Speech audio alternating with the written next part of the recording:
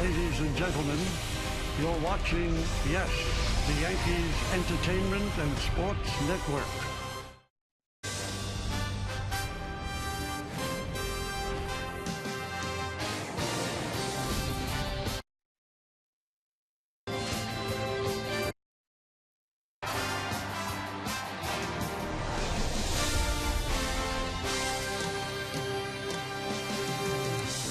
Earlier today, there was some rain in the Tampa Bay area, and we might get some more later. But as for now, we are in the clear, and it appears we will have baseball. As today on the Yes Network, it'll be the Yankees and the Boston Red Sox from George M. Steinbrenner Field in Tampa, Florida, presented by Verizon Fios. Hi, everybody. Ken Singleton along with Lou Piniella. Well, in 12 days, it'll be the Yankees and the Red Sox playing for real at Yankee Stadium in the Bronx. And as for now, each and every time we get an injury update for the Yankees, it's bad news. And Lou, yesterday the Yankees got a little bad news. Yeah, it was Derek Jeter. But talking to Steve Donahue, the Yankee trainer, he basically told me that what Derek's experiencing is just normal stiffness. Yes, he was scratched from the game, but it was just precautionary. But I'll tell you this, I value how a veteran player feels. Derek knows his body well, and he's very positive about his rehab. Well, Lou, all along, Derek has said he's going to be ready for April 1st at Yankee Stadium when the Yankees take on these Boston Red Sox to begin the regular season. Here's some of the news involving the Yankee captain yesterday afternoon. He was scratched from the ball game, as we said. That was over in Clearwater against the Phillies. X-rays were negative. He underwent an MRI, and they found some mild inflammation and received an anti-inflammatory shot today. He should be okay and good to go in a few days. Let's check out a Verizon Fios pitching matchup for this afternoon for the Red Sox. It's going to be a left-hander. Felix Doubront gets a start, 11-10 with a 4.86 ERA. And for the Yankees, Vidal Nuno, also a left-hander, pitched in the minor leagues for the Yankees last year, had a good record, 10-6 with a 2.54. So when we get back right here at Steinbrenner Field, Yankees and the Red Sox, division rivals, be underway in just a few moments. It's all coming up right here on Yes.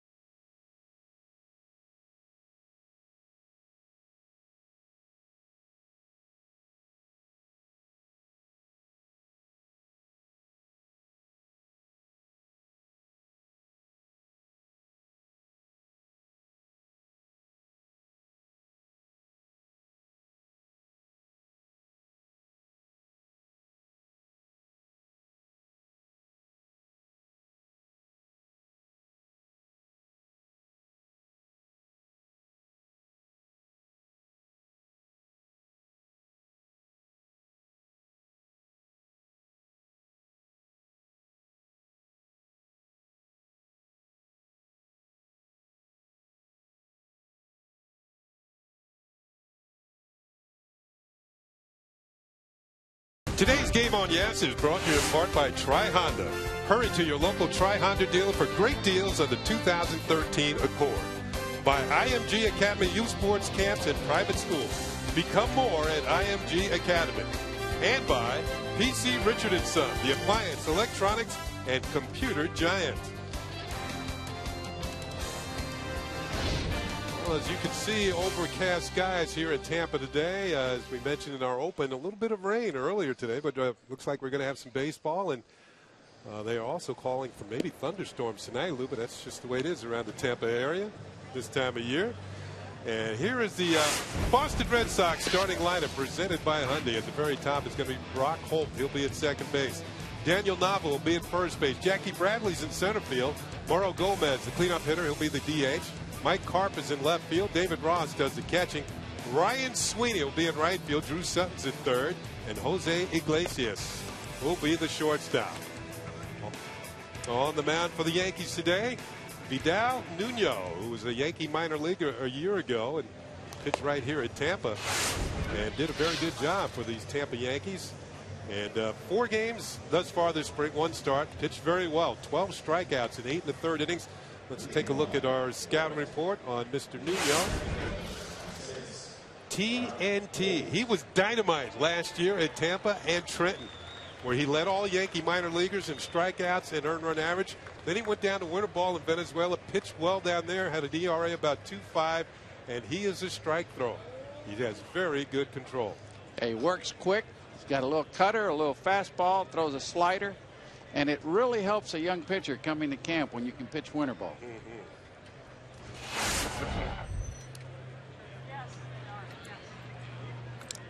And we're getting ready as Brock Holt steps in. The Red Sox didn't bring their A lineup today, to say the least, but Brock Holt is the second baseman. We're used to seeing Dustin Pedroia at second for the Red Sox, and certainly we'll see him on opening day in the Bronx, but just not this afternoon. First pitch is in there for a strike, knee high on the inside corner. Hey, even though these names aren't very recognizable, they've got some good young talent in this lineup today. The Red Sox do. I'm sort of anxious looking at Bradley Jr. Hitting third in the Boston lineup. I mean, a lot of talk about him at the beginning of the spring. John Farrell, there's the Red Sox manager. Little looper, and it's caught by Nunez behind the bag at second base. 1 out. That was so nice defensive play by Nunez at short. Let's look at the rest of the Yankees on defense. In the outfield from left to right, it's Brett Gardner, Melky Mesa in center, Ben Francisco in right field, Kevin Youkilis, former Red Sox, at third. You saw Nunez at short, Jason Nix at second, Juan Rivera at first, and Chris Stewart doing the catching for the Yankees this afternoon. Here's Daniel Nava, switch hitter. First pitch. Told you he was a strike thrower. It's in there for a strike. And he works quick. That's pretty good for a spring training ball game. Dinner might be early tonight. That's what Nava's done this spring. Next pitch, and that was just a little bit low for a ball. Nuno was born in San Diego, lives now in National City, California. As we told you, he led all Yankee minor leaguers in ERA and strikeouts. Ball is fouled back, and it's 1-2. And if you're going to pitch in the minor leagues, this ballpark here, Steinbrenner Field in Tampa, Florida, is a good one.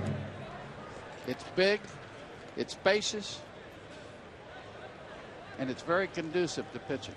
No, Lou, you talked about him working fast, and I didn't like pitchers that work too fast because they seem like they're always in the attack mode. Tried to check a swing. Did he go around too far? No, says the first base umpire. That's Marty Foster. Yeah, and your only choice as a hitter was to step out continuously. And the umpire would say, hey, it's hot out here. Get back in the box. 2 balls and 2 strikes on Nava. And he fouls one back to the screen. Nava had about as good a start as you can have to a major league career. You go back to June 12th of 2010. The first pitch he ever saw in the big leagues, he hit for a grand slam home run. That's the way to get it started. Pretty impressive. I think I would have retired then and there. 2-2 pitch. Hit on the ground towards third. Youkilis retreats a bit, straightens, throws, and that's out number 2. Let's look at the game time weather conditions brought to you by Toyota. As you can see, it is cloudy today here in Tampa, but still on the warm side, a little humid, 69 degrees. In the Bronx, 37 degrees and windy. Well, it's going to turn a little cooler here in Tampa tonight. It's supposed to drop into the high 40s. That's tonight. Tonight. By tomorrow, we'll be back towards the 80s. There's Jackie Bradley you were talking about, Lou, and he slashes one down the left field line. The ball gets beyond Gardner. Bradley's going to turn and hold at second. Well, he didn't give us much time to introduce him. Well, I'll tell you this. He's having a big spring. Here he just gets a fastball out over the plate, just drives it into the left field corner. You can see, nice swing, head down, stayed inside the ball, and it gets by Gardner here down the, oh, it just took a bad hop. Actually, Gardner did a pretty good job of trying to block it. But Bradley's been very, very impressive this spring. I think that was going to be a double, no matter how he fielded it. So Bradley's at second. And the top 5 prospects for the Red Sox: Xander Bogaerts, Bradley, Barnes, Webster, and Owens. And the pitch to Gomez is in there for a called strike. Gomez is a big old power hitter. Strikes out a lot, but when he gets a hold of it, he can ride it. He had 24 home runs at AAA last year. Pawtucket. And takes one outside, a ball and a strike. Yeah, we were talking about Jackie Bradley Jr., that the Red Sox, when camp started, they said, well, he's going to the minor leagues. Well, now he's played so well, as you said, Lou, they're at least considering, well, he's still here. Let's put it that way. He's still here. He's hitting third in the lineup, and he's making an impression on the staff. Remember, the Red Sox have a new staff, so it's important for this young man to come into camp and do well, even if he doesn't make the team. Invariably, what happens to a manager, he keeps asking, well, how's this Bradley Jr. doing down in the minors? And when you need somebody called up, that's the guy that gets the call. And he's a good defensive outfielder. He's playing center field today. There's John Farrell with his arms folded along the rail, along with his bench coach, Torey Lovello. As you said, a new coaching staff, new manager. Farrell, of course, was the manager of the Blue Jays and was traded to the Red Sox. Pitches high for a ball, 2-2. Traded for Mike Aviles, who went from Boston to Toronto and then was traded again. Well, Mike's a pretty nice little player. We saw him in the WBC with Puerto Rico. He had a good WBC session. And as we mentioned that, we should congratulate the Dominican Republic for winning 8 in a row, and their manager, Tony Pena. Yeah. Swing and a miss, strike 3. And that's going to do it for the Red Sox. 1 hit, no runs. The Yankees have come to the plate. No score here in Florida. At G.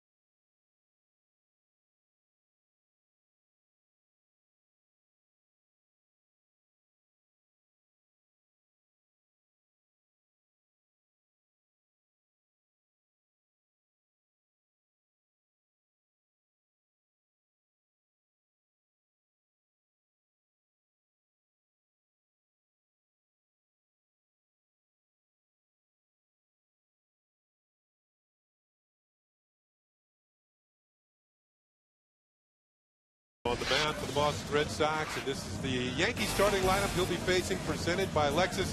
The speedy Brett Gardner's at top and left field. Eduardo Nunez is at short. Kevin Youkilis at third base. Juan Rivera will be at first. Ben Francisco's in right field. Jason Nix will be at second. Chris Stewart's doing the catching. Thomas Neal will be the designated hitter, and Melky Mason will bat ninth, and he will be in center field. There's Yankee manager Joe Girardi, and he'll be facing Felix Doubront. Doubront had a decent year for the Red Sox. He is one of their 5 starters And he's made 3 starts this spring, 1-1, 2.08, 11 strikeouts in 8 2/3 innings. Here's our scouting report on Felix Dubron. He led the Boston Red Sox in strikeouts last year. He had 1 more strikeout than John Lester. Scherzer and Darvish. Max Scherzer and Yu Darvish of the Tigers and the Rangers, respectively, are the only pitchers in the league who averaged more strikeouts per 9 innings than Felix Dubron. And he had 4 quality starts against the Yankees, although the Red Sox went 2-2 in those 4 games. Yeah, very impressive, Kenny. I mean, he pitched 196 innings last year for Boston, 196 strikeouts. Pretty good stuff. Yep. Here's Brett Gardner going to lead it off.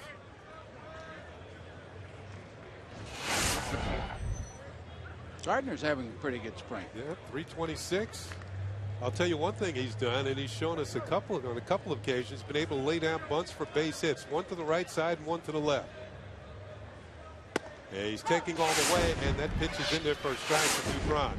Yeah, he's a very patient, selective hitter. I like him in the #1 hole in the lineup myself, especially the way the Yankees are constituted right now. The 0-1 pitch is slashed foul, and bat got away from him as well.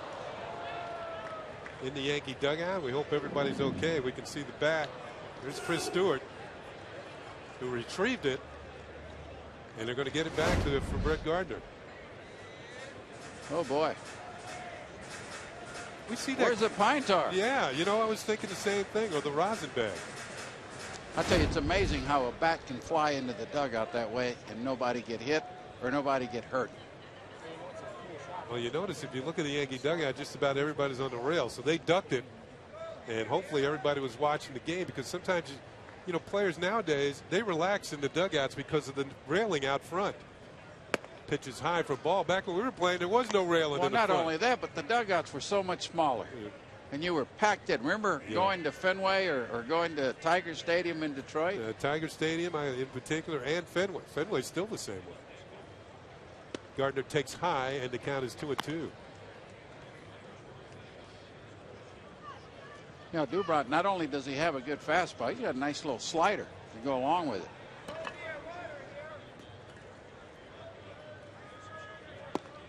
Call, strike 3. What'd you say, slider, Lou? That was it. That was it. Yeah.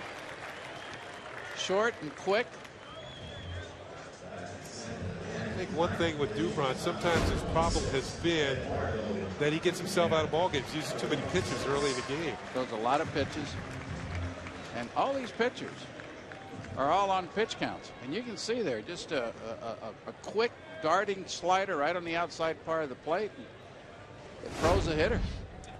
Well, with Derek Jeter out of the lineup for the next few days with inflammation in the ankle, it's going to mean that Eduardo Nunez gets more time at shortstop.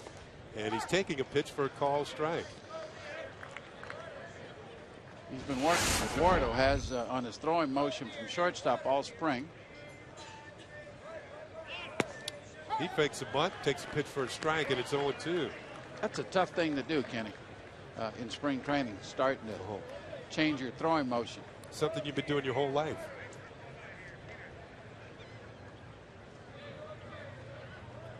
Swing and a miss. Tried to check his swing halfway around, but Dubron has faced 2 hitters and struck out 2 of them.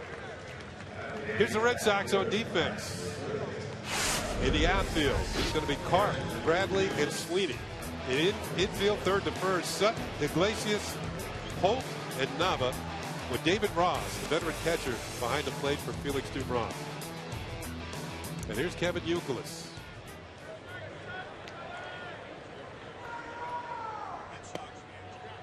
Dubron misses a little low. Well, Kevin's given the Yankees a little pop this spring with 3 home runs.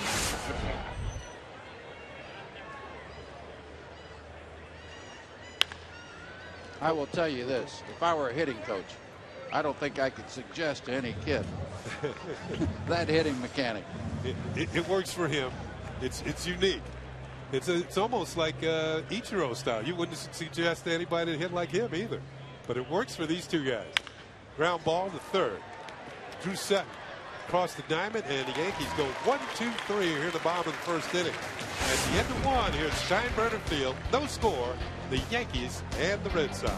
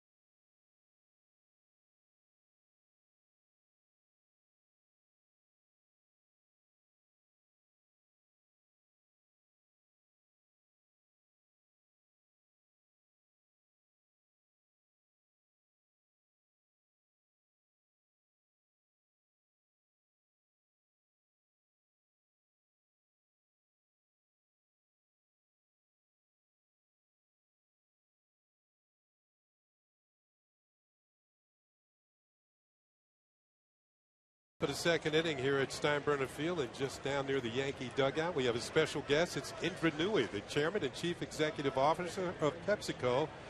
And Indra is sitting with Jennifer Steinbrenner Swindell, the general partner and vice chairperson of the New York Yankees. We hope they enjoy the game. They seem like they're having a great time. I'm surprised they're sitting on the field. They've got a wonderful suite here over the first base dugout. And I was in there the other day, and I'll tell you, what a great way to watch a ball game. Here is Mike Carp leading it off for the Red Sox against Vidal Nuno. And the count is 1 ball and 1 strike. You might remember Mike Carp. He was playing with Seattle. This ball is popped up to the left side of the infield. Looks as though it's going to be Eduardo Nunez making the catch for the out. It appeared at first that Kevin Youkilis was getting a beat on it, but he was called off by the shortstop. So 1 up and 1 down. And it brings up the veteran catcher David Ross.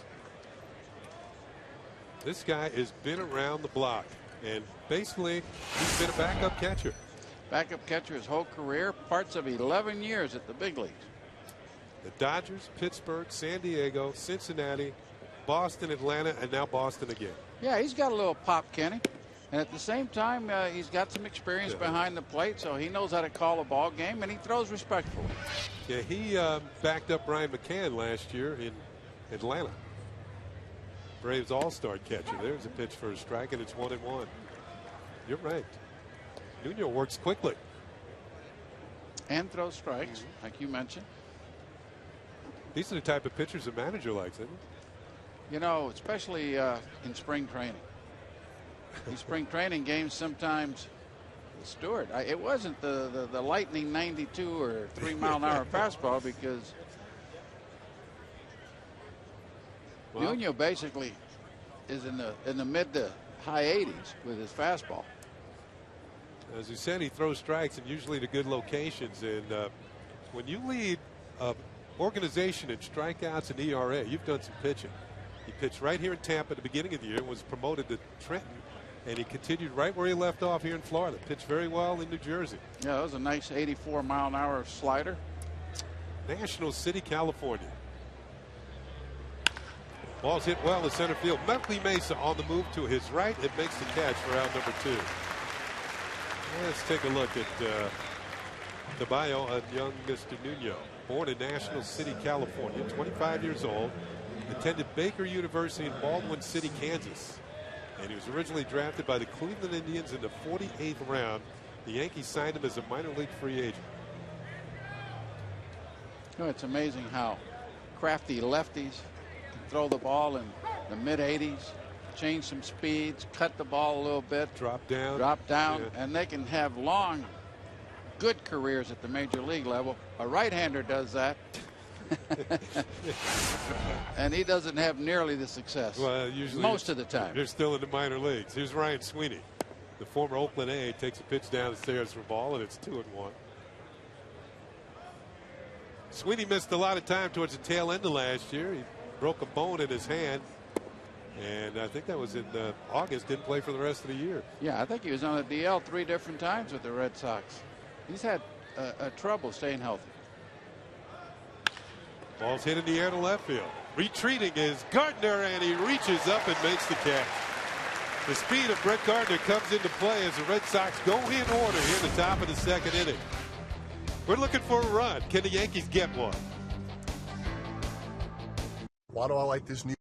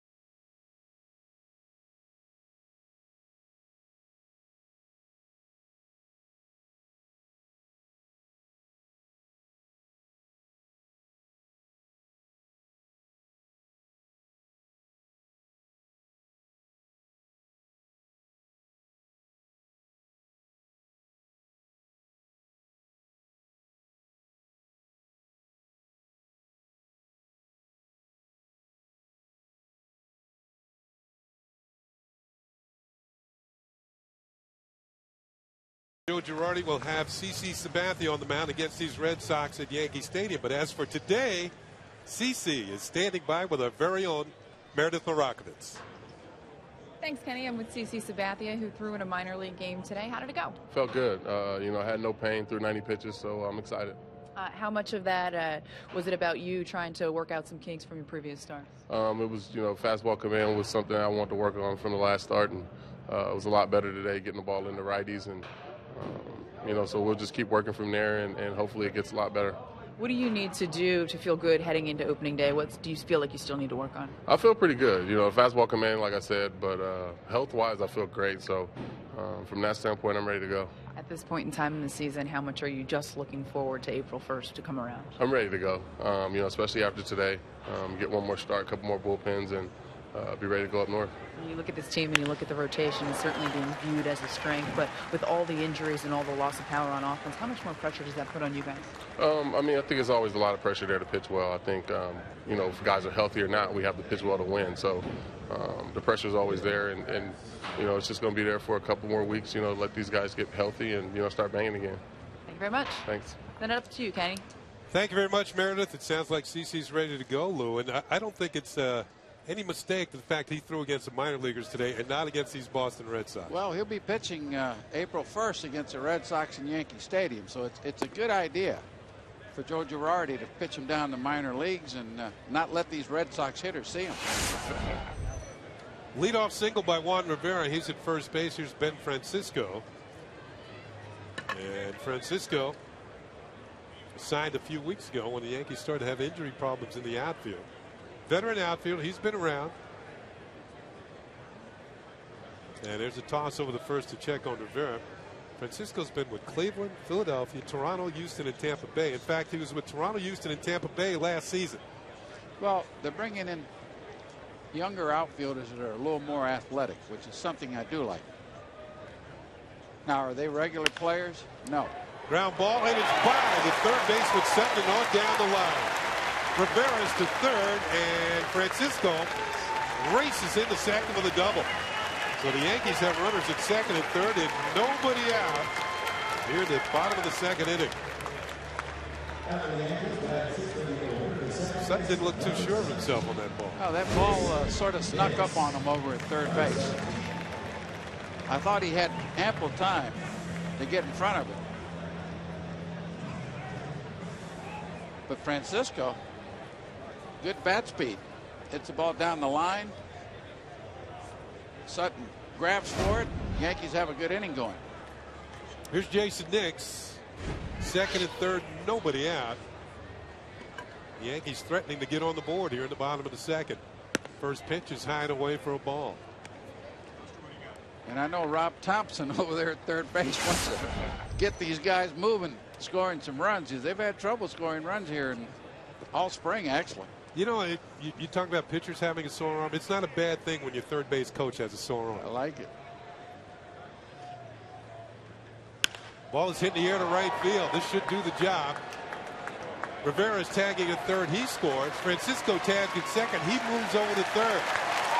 And the Yankees take a 1-0 lead on a sacrifice fly by Jason Nix, who moved not one runner, but two. Yeah, that's the important part of that at bat. Not only did he get the run in, sacrifice fly, but he advances a runner to third base. Boston will probably have to play their infield in now. Let's see how John Farrell wants to play this, and it appears the infielders are moving in. Chris Stewart will be coming up to the plate with a chance to drive in another run. Francisco's over at third. Yankees have taken a 1-0 lead here in the second inning. Stewart taking all the way, and he takes a pitch for a call strike. Well, we've mentioned before that the Yankees probably won't have as much power as they've had in the past, and these are the situations where you got to get the job done. You might see the Yankees even squeeze a little bit more this year, swing and a miss, strike two. Not in spring training. No, they wouldn't do it here. You know, they won't show the Red Sox. They won't tip their hand to the Red Sox.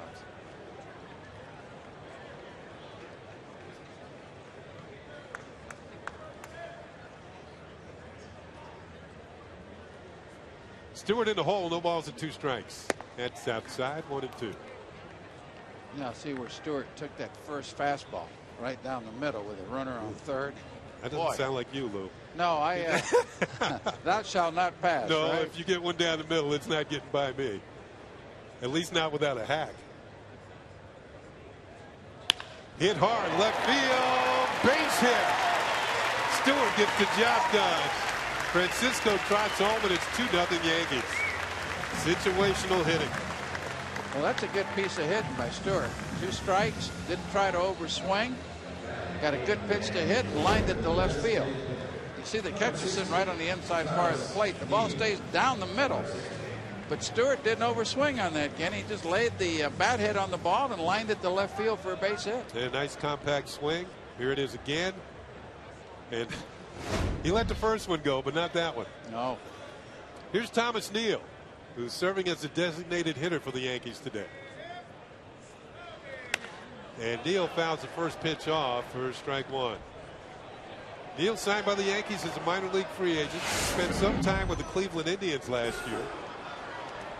But most of his year was at Akron.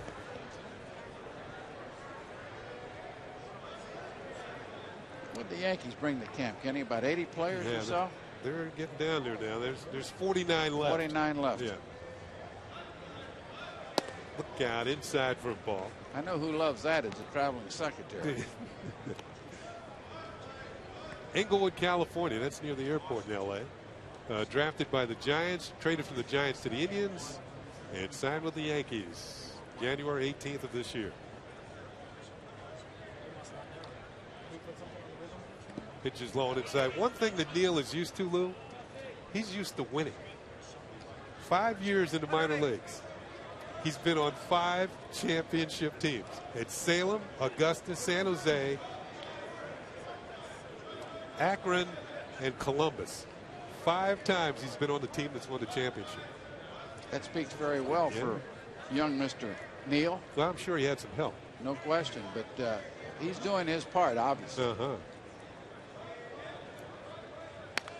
Good swing, and he fouled it straight back. 2-2.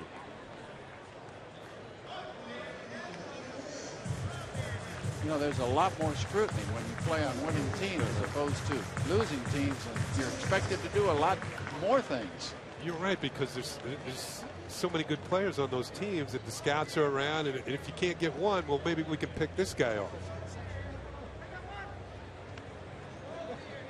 The scouts, they do their jobs pretty well. They can sense when a player has some tools and knows how to use them. Neal hits one into right field, and this is going to drop in for a base hit. Stewart's going to hold at second. Sweeney has a pretty good arm. And the Yankees continue the inning. That's their 4th hit this inning off Felix Dubron. And every ball's been hit well. Thomas Neal has himself a base hit. The Yankees have 2 runs on 4 hits, only 1 out here. Here's pitching coach Juan Nieves, who John Farrell has picked to be his pitching coach this year. Nieves was a pitcher back in the day, a left-hander with the Milwaukee Brewers. In fact, threw a no-hitter. Well, we have a moment here. This copyrighted telecast is presented by the authority of the New York Yankees and may not be reproduced or retransmitted in any form. And the accounts and descriptions of this game may not be disseminated without the express written consent of the New York Yankees. So Dubron getting roughed up a bit here in the second. And it'll give Melky Mesa a turn with men on base. Mesa's average is down, but he has 3 home runs this spring and 9 runs batted in. Big, strong young man. This sounds like this is his type of opportunity. A couple men on base. Hasn't been getting many hits, but he's made them count.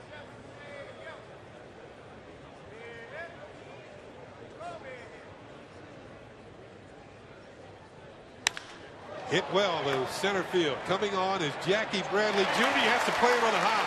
The throw to second is bobbled, and everybody's going to be saved. So Melky Mesa gets himself a base hit. Jackie Bradley Jr. looked like he had a decent jump, but the ball just sank on it. It just sank on him. It had top spin. Stewart had to hold at second base. Yeah, the crackback tricked the outfielder. That's exactly what happened. And Stewart had to hold up at second base. That play had been made at shortstop. They would have gotten the runner at second base. Yeah, they would have been a force on Neal. Instead, the Yankees have the bases loaded, and instead for Melky Mesa, instead of fielder's choice, he gets a base hit. So bases are loaded. Still only one out. Brett Gardner's at the plate. He was called out on strikes, leading off for the Yankees in the first inning.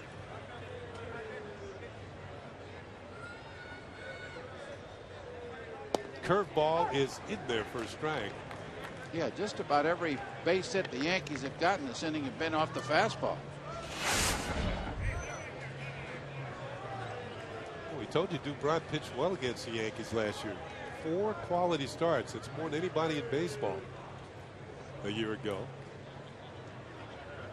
It's payback. Well, you know, that's true. And with he and Lester in that rotation for the Red Sox, they've got 2 quality lefties.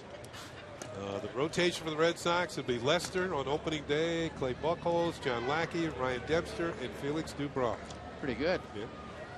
I had Ryan in Chicago for 4 seasons.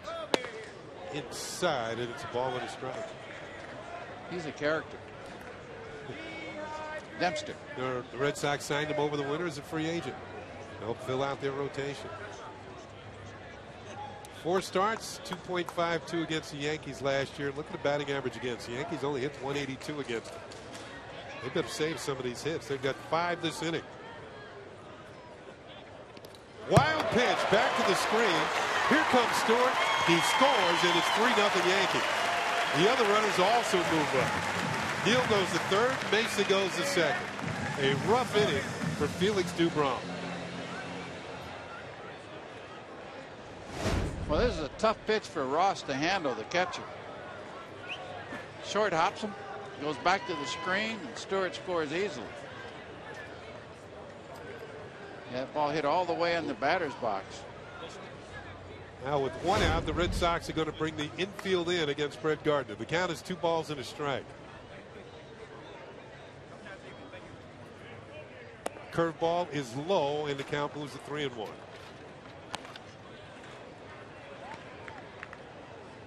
Joe Girardi, of course, former catcher, talking it over with his catcher, Chris Stewart. Not sure what that's all about, but Joe has to be happy. Yankees are up 3-0. Good hitting. 5 base hits this inning. And not a cheapie in the bunch. There's ball 4, and the bases are loaded again. Gardner highballs a walk.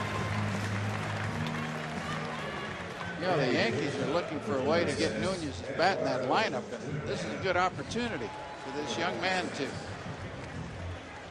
do something. Now he's up here with the bases loaded, 1 out. He's a tough man to double up because he has good speed. But these are the situations you need to come through. Fly ball to center field. Jackie Bradley Jr. makes the catch, tagging up his Neal. Here's the throw to the plate. It won't be in time, and the Yankees have scored their 4th run. So Nunez gets the run home. Second sacrifice fly of the inning for the Yankees. And we were talking about situational hitting. And they've come through twice. And I like the fact that he got a good fastball to hit. First pitch, he jumped on it. Here's the pitch. It's a fastball out over the plate.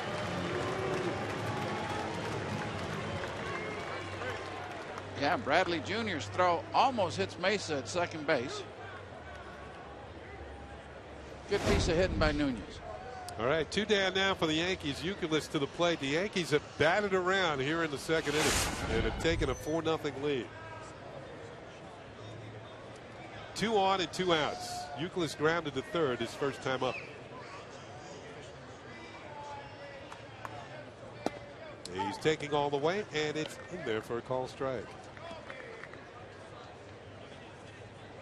You know, you mentioned Farrell coming over to Boston and thinking that he would have an influence on that pitching staff, being a prior pitching coach there.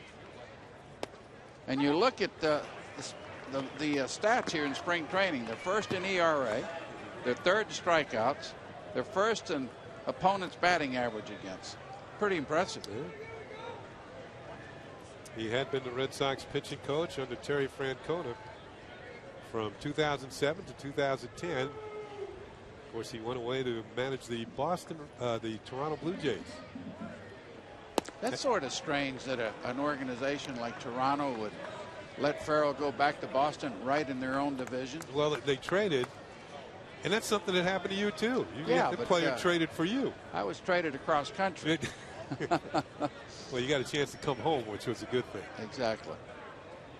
The 1-2 pitch to Euclid. Curveball is swung on and missed, strike 3.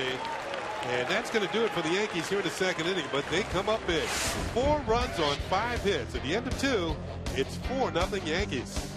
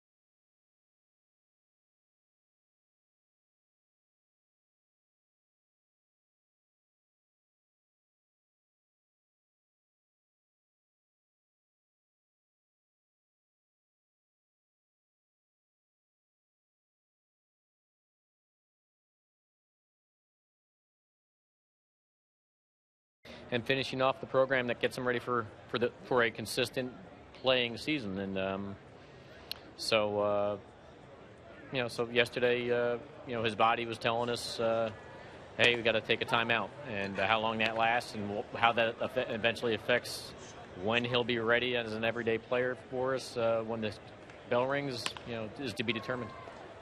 Well, that was Yankee General Manager Brian Cashman speaking about his shortstop, Derek Jeter. And for more on Derek Jeter, let's go out to Meredith Marakovich, who is in the pavilion today in right field. Meredith. Hey, Kenny.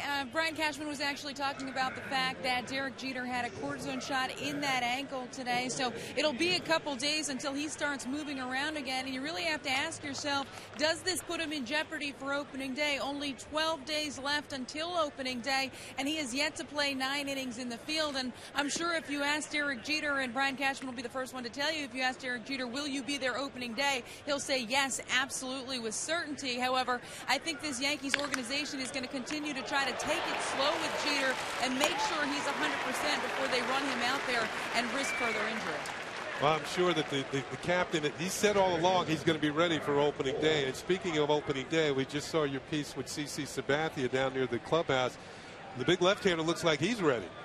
Yeah, 100% ready to go. And, there was some concern coming in. How was that elbow going to react after having surgery this past offseason? And it's been good all the way through. He hasn't complained of any pain in that elbow at all. And the one thing that he did say during that interview, and he said after the last 2 starts, is the fact that he didn't know if his fastball command was there today. Much better, and feels as though he's ready to go for opening day. So a guy, as you get closer here and you start to inch up towards April, they just want to get out there and get back to Yankee Stadium to play in some real meaningful games. Speaking of meaningful, the Yankees had a nice outburst there in the last inning where they got some 4 runs on 5 hits. It's a good thing to see them come to life offensively. It's been kind of a struggle with the bats this spring. It's not too bad to see that, especially considering the fact that the big talk has been, where is the power going to come from this year? Obviously, Alex Rodriguez out for quite some time. Mark Teixeira out with the wrist injury. Curtis Granderson, you lost Swisher in the offseason. You lost some guys that accounted for some major home runs. So this Yankees team and this offense going to be different this time around. They're going to have to manufacture runs. They're going to have to play a little differently out there. But Joe Girardi confident in his staff, regardless of who they have out there on the field, that they're going to be able to contend and they're going to be able to put some runs on the board. I hear you got some more pitching notes for us. Yeah, you know, it's interesting. On Monday, it was an off day for most of the team. However, some pitchers were hard at work, and Phil Hughes was one of them trying to come back from that back injury. He pitched a 2-inning, 41-pitch simulated game, got through it with no pain, but I will tell you this, there was a little bit of a scary moment. The second batter he faced hit a comebacker towards him and actually hit him right in the middle of the back. Joe Girardi was there watching, Larry Rothschild was there watching, and they immediately went over and attended to Phil Hughes. He was fine. He continued pitching, and he's a guy that now the question is, will he be ready to make his first start this season? And he believes, based on the time frame now, that he would be able to, but they're not going to push him either. Larry Rothschild said it, and Phil Hughes said it probably best. Look, I'd like to be there for my first start, but if it means missing one and being healthy for all the rest, then that's what we need to do. I need to make sure I'm 100% before I go out there on the mound. But he is progressing. He is throwing the ball well, so he feels good about where he is at right now. Also, some other guys on the mend are the lefties. Boone Logan threw for the first time yesterday, reported no pain in his elbow. I actually had the opportunity to talk to him a couple of days before that, and he was really chomping at the bit. He said, it has never taken me this long to get into a spring training game. I need to get out there on the mound and pitch. I can't handle this just sitting in the clubhouse anymore. So he went out there and reported no pain. Clay Rapata is expecting to throw on flat ground this weekend, so those two guys on the mend. So it looks like Boone Logan at least is back, and Clay Rapata working his way back as well. Well, Meredith, that's good news with Boone Logan. Of course, the Yankees are going to need a left-hander in the bullpen. Usually it's been the two, the combined efforts of both Clay Rapata. It looks like he's a little further away than Boone Logan. That's good news for the Yankees. 100%. He's further away, but you also have to consider the fact that you have guys like Jabba Chamberlain, who's now 100% healthy, David Robertson, and Mariano Rivera, obviously, that can face both lefties and righties. So while it would be ideal to have two lefties in the pen, they may be able to get by, at least for a little while, with just one lefty in the pen there. Well, Meredith, as usual, you're all over it. We saw you by the clubhouse. Now you're out in the pavilion. Where are you going to be next? Can you tell us? I do what I can. I'll probably head back down to the clubhouse, grab some guys as they come out of the game in a couple innings. So I'll make my way over there now. Thanks for the information. We appreciate it. Anytime. Talk to you later, Kenny. Okay, Meredith Marakovitz. So with all the news, Yankee news concerning the pitching, and also the Yankee captain, Derek Jeter. A lot of injuries to talk about. Yeah, most definitely. Meanwhile, the Red Sox have picked up a hit. They have a runner at first. That's Brock Holt with 2 outs. Daniel Nava's at the plate, and he takes a pitch for a strike, and it's 3-1. And I noticed for Stewart, the catcher's changed glove now for the 3rd time. Well, maybe they repaired the other one, and he likes that one better. Yankees up 4-0. We're in the top of the 3rd inning. And that is ball 4. 2 quick outs, and then all of a sudden a base hit and a walk, and the Red Sox are threatening here in the 3rd. Yeah, a young pitcher gets 2 quick outs in an inning. All of a sudden he loses his concentration a little bit. He gets himself in a little trouble. Do you think he has a feeling like it's a walk in the park this inning? Exactly. Yeah. That's what happens. You get 2 quick outs on 3 or 4 pitches, and you say, all right, inning over. Yeah. Yeah, maybe I can get out of this in 8 pitches. That's it.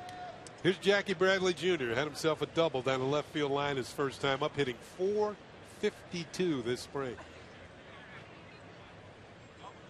And he takes a curve from Nuno for a call strike. Now the Red Sox, I've noticed, have 2 hitting coaches this spring. Now, what do you think of 2 hitting coaches on the same team, Kenny? Line drive towards left. We're going to get back into that 2 hitting coach situation when we come back, and Fred Gardner makes a nice running catch, covering a lot of ground. One's good, maybe 2's better. But the Yankees have a 4-0 lead as we head to the bottom of the 3rd.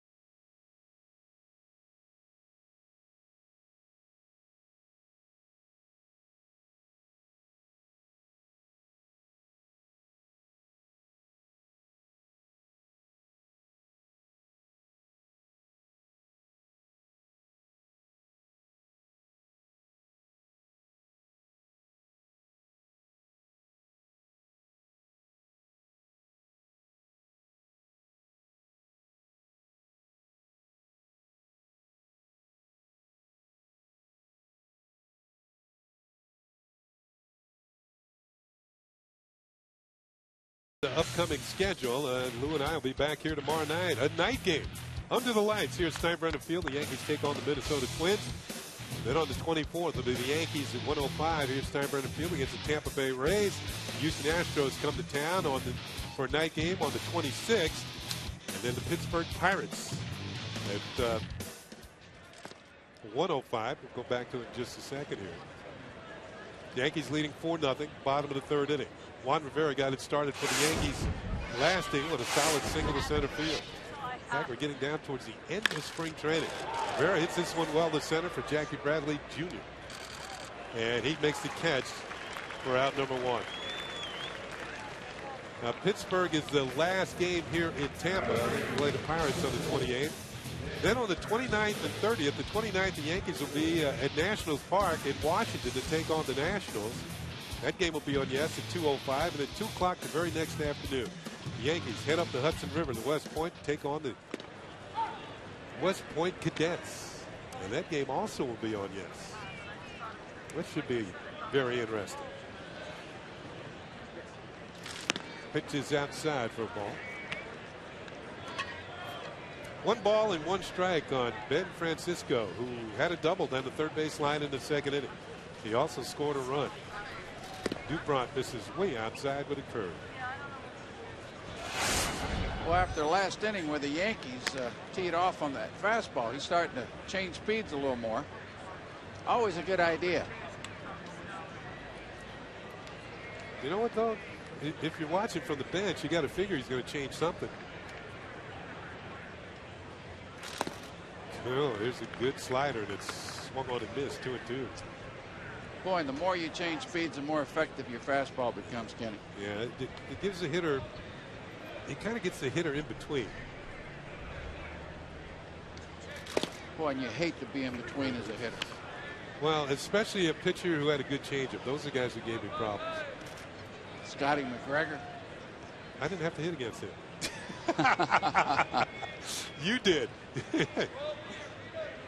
3-2 pitch is called. Strike 3. Francisco is shot looking. Dupont now with 4 strikeouts.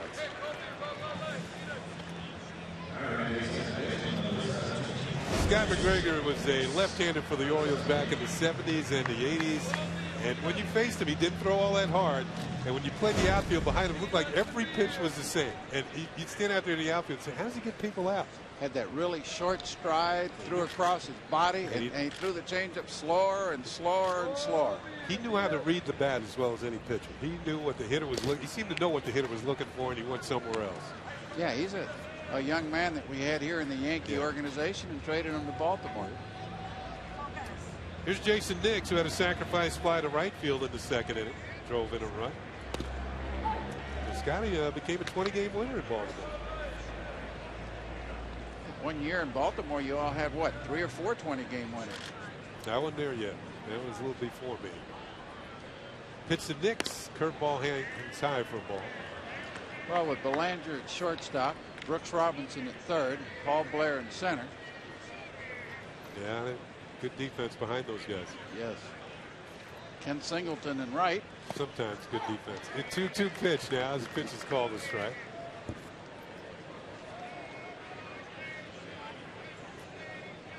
Kenny, you and I are classified as what you would call slow outfielders with good hands. And good arms. And good arms. Yeah. You know, and know how to position yourself. Well, if you get to the ball, you can make the play. That's it. Full count now on Jason Nix.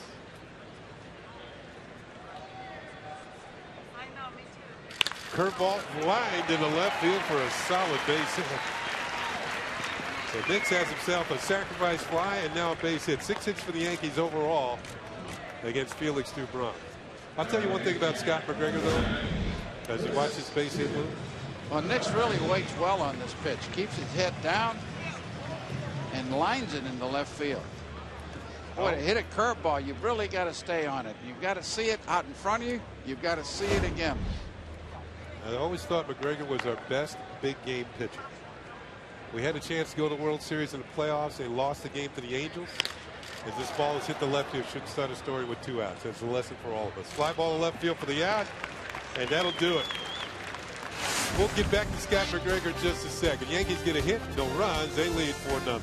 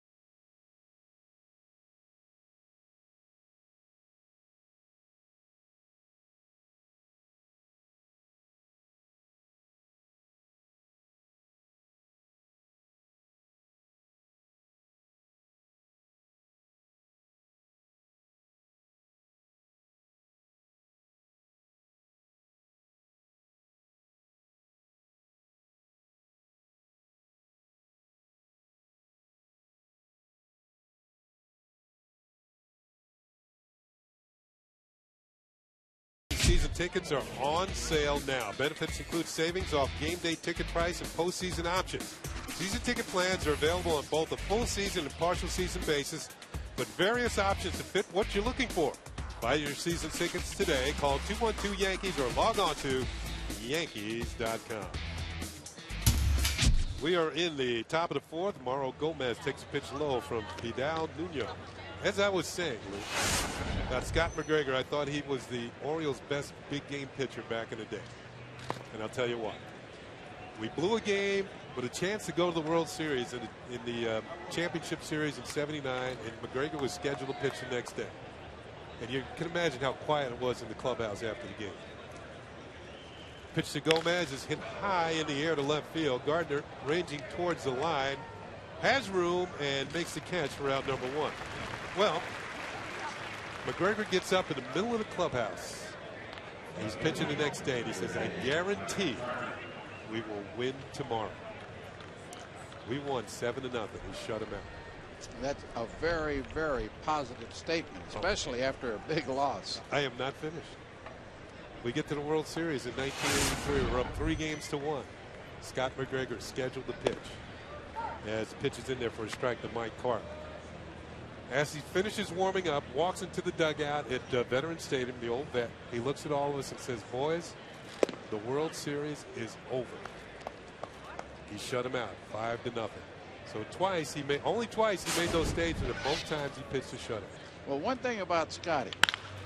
Line drive, Nix has it out number 2. He never beat himself. No, he didn't. And he would pitch to the strength of his defense. And he would shake all the time, and I would yell out to the mound from time. We know the changeup's coming. Why all the shaking? And he would walk up and say, "You don't know what speed." Yeah.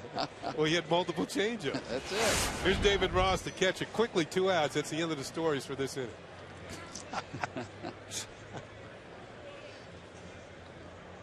Oh, we got plenty of them, though. I tell you, Nuno's been impressive. Yes, he has. There's a lot of experience up here when you look at it, Luke, today. You and I up here today. A lot of experience. Yeah, a lot of stories. Some of them we can't tell. Here's a pitch, 1-0 pitch. It's low and inside for a ball. Yeah, there are not enough innings in the ball game, Kenny. We're in the bottom of the fourth. Yankees leading 4-0 on the strength of 4 runs. We're in the top of the fourth. 4 runs in the bottom of the 2nd inning for the Yankees. You know, when you bring a young pitcher to camp, Kenny, first thing you look for as a manager or pitching coach is this guy going to go out there and throw strikes? And certainly Nuno's doing just that. Now you look at his stuff. This should do it. 1-2-3 inning for Nuno and the Yankees. He's been very good. He's allowed the Red Sox just a couple of hits. At the end of 3.5, it's 4-0 Yankees.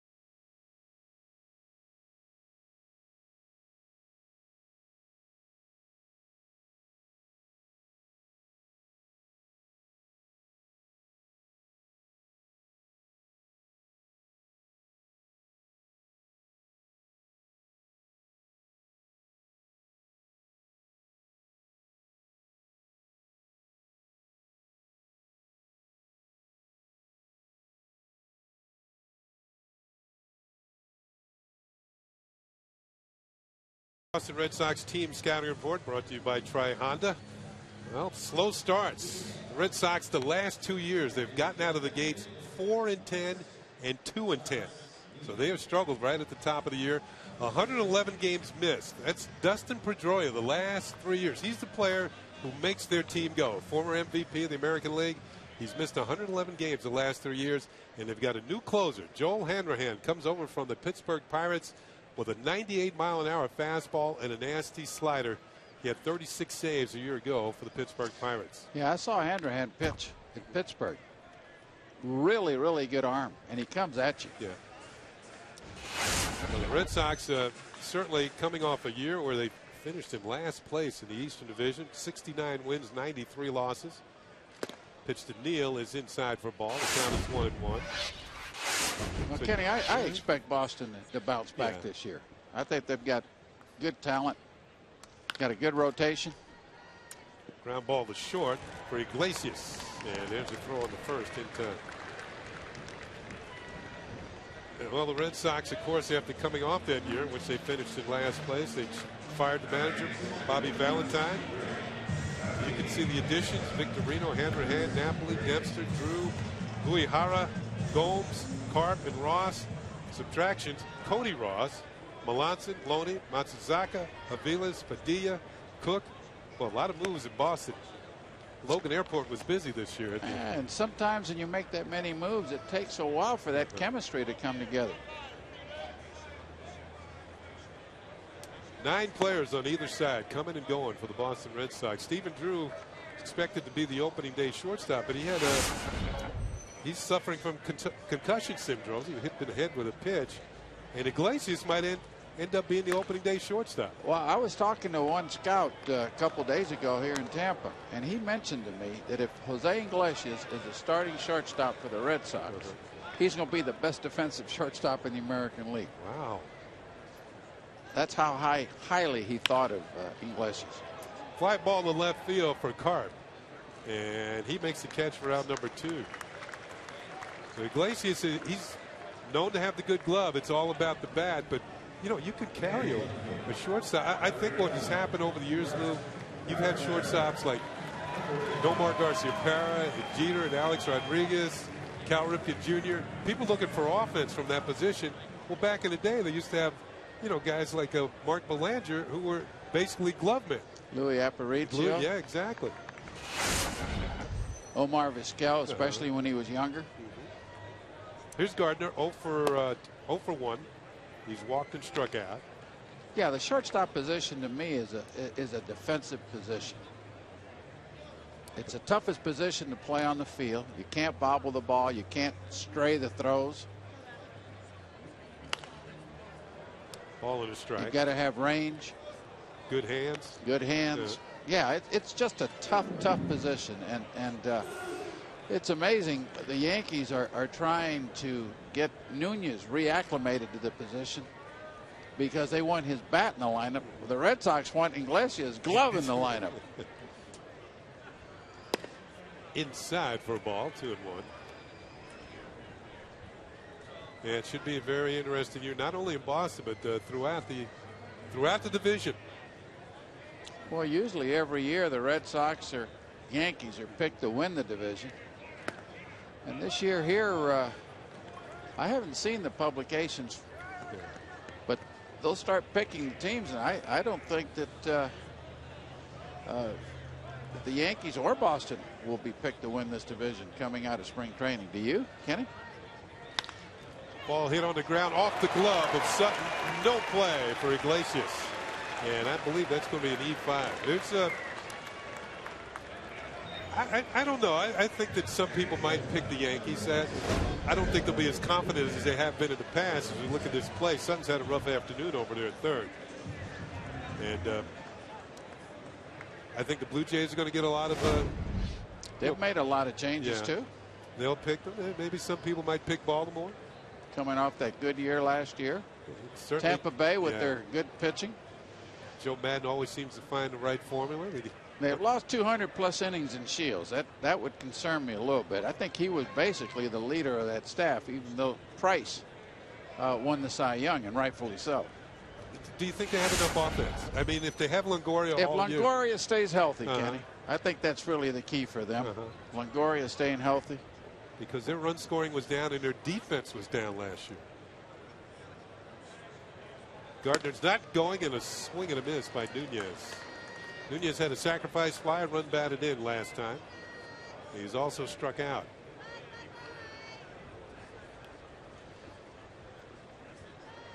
Now I can see that in April with the wrap at first base, but it's nice and warm here. Obviously, it's to protect himself. Yeah, with the head first slides.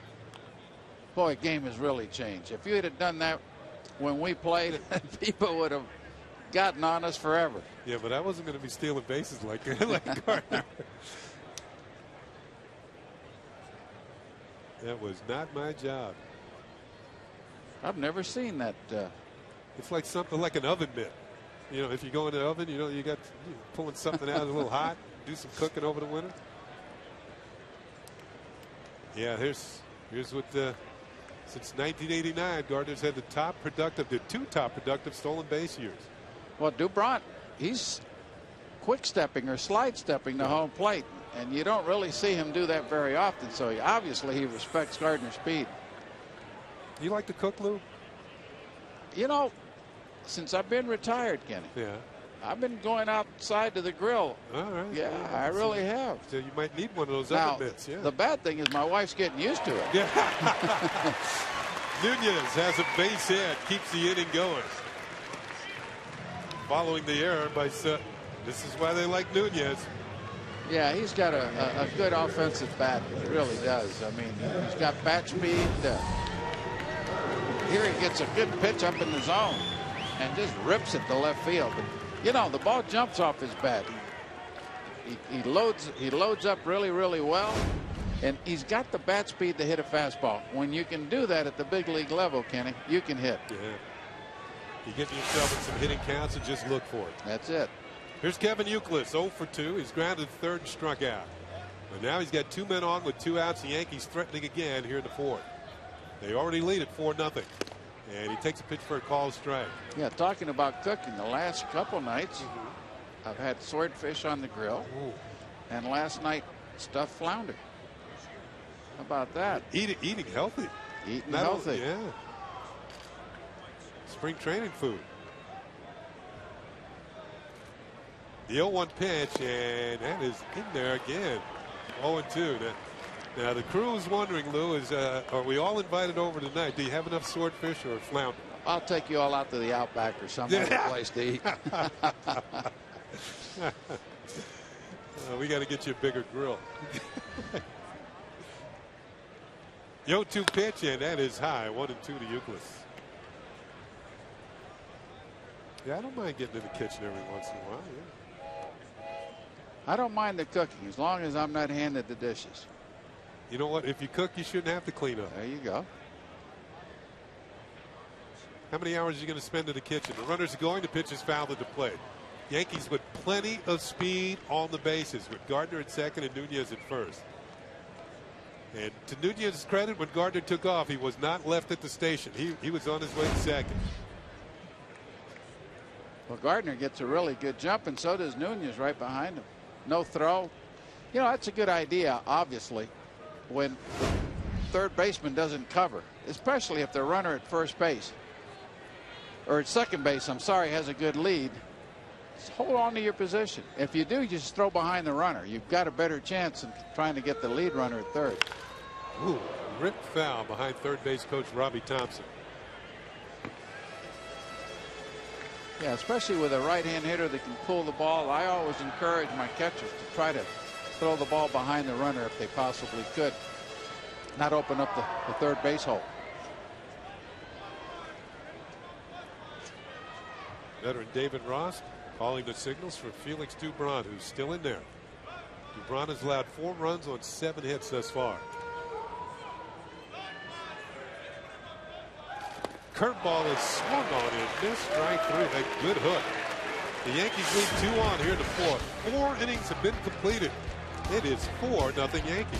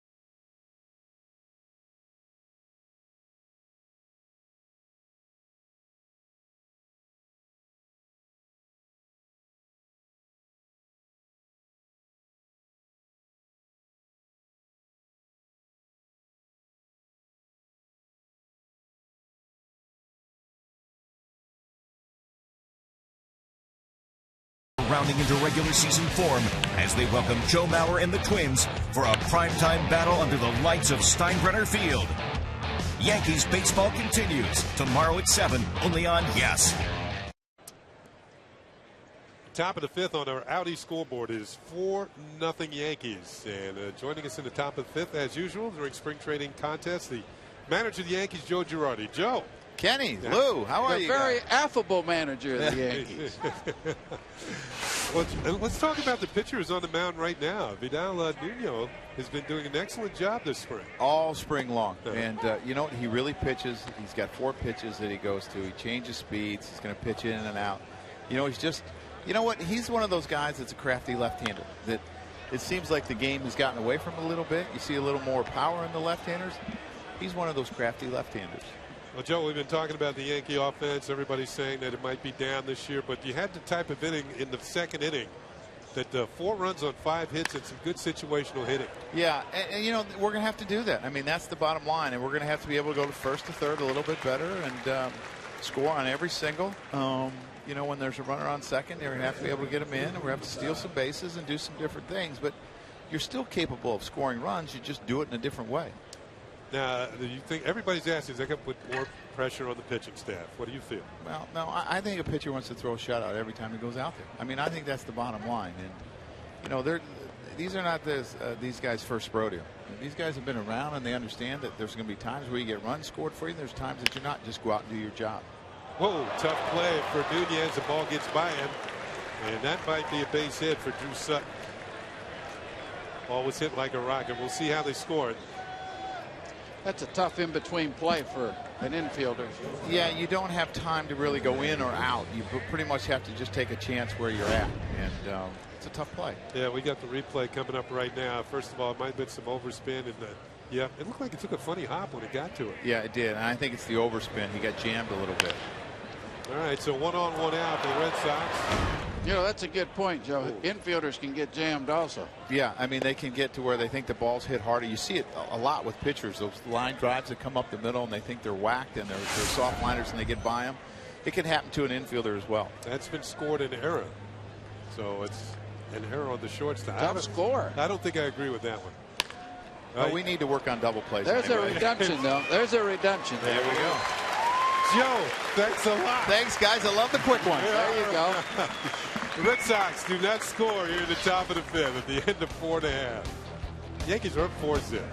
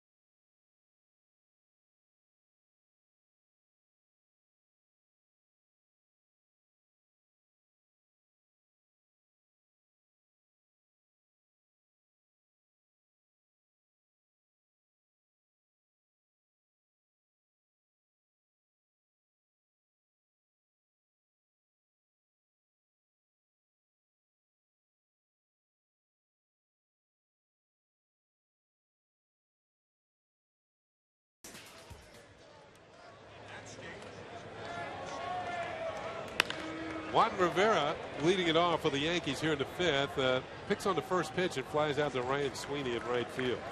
Red Sox have made some changes, but actually 2 players have switched positions. Mike Karp, who was in left field, now comes in to play first base. And Daniel Nava, who was at first base, now goes out to play left field. Yeah, now is a valuable player as a utility player. And I'll tell you, talking about utility players, it's hard to find a good utility player, Kenny. Yeah, I was going to ask you about that as a manager. It looks like John Farrell's going to make a pitching change, and maybe Dubronk got to his pitch limit. That's it for him. He leaves trailing 4-0. We'll talk about all kinds of things when we get back.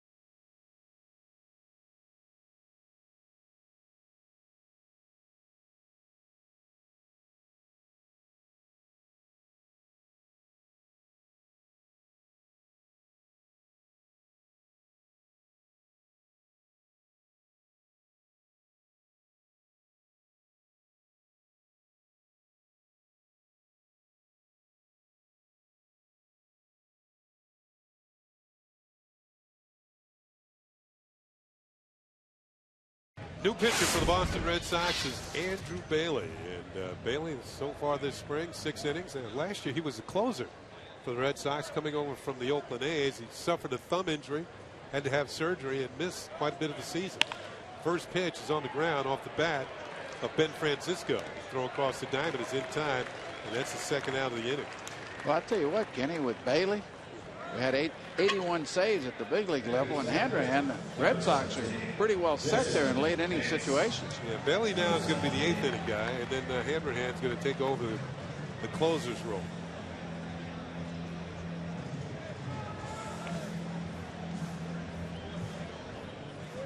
Here's Jason Nix, who's had himself a good afternoon. He's had a solid single to left field, also a sacrifice fly that drove in a run in the second inning. Yeah, both of these teams are pretty well set there in the 8th inning and 9th inning rows. Mariano Rivera, obviously, Robertson. But Bailey got a lot of experience closing ball games. Been there for a straight. Made the All-Star team in his rookie year, I think, with Oakland. It's important to have a couple pitchers. A low injury. You win 4 or 5 games in a row. You've had to use your closer 3 or 4 times. You've got an 8th inning pitcher that's had valuable experience in that role. Well, look at the Yankees last year when Mariano got hurt. They bring in Soriano from his 8th inning role to be the closer, and he saves 42 out of 46. Perfect example. Yeah. 1-1 pitch is a little low and outside for a ball. Speaking of closing, we talked about the Dominican Republic team in the World Baseball Classic. 8-0 they went. Fernando Rodney saved 7 games. I wonder how Joe Madden, the manager of the Rays, feels about his closer being out there for 7 saves. Yeah, especially early in spring training.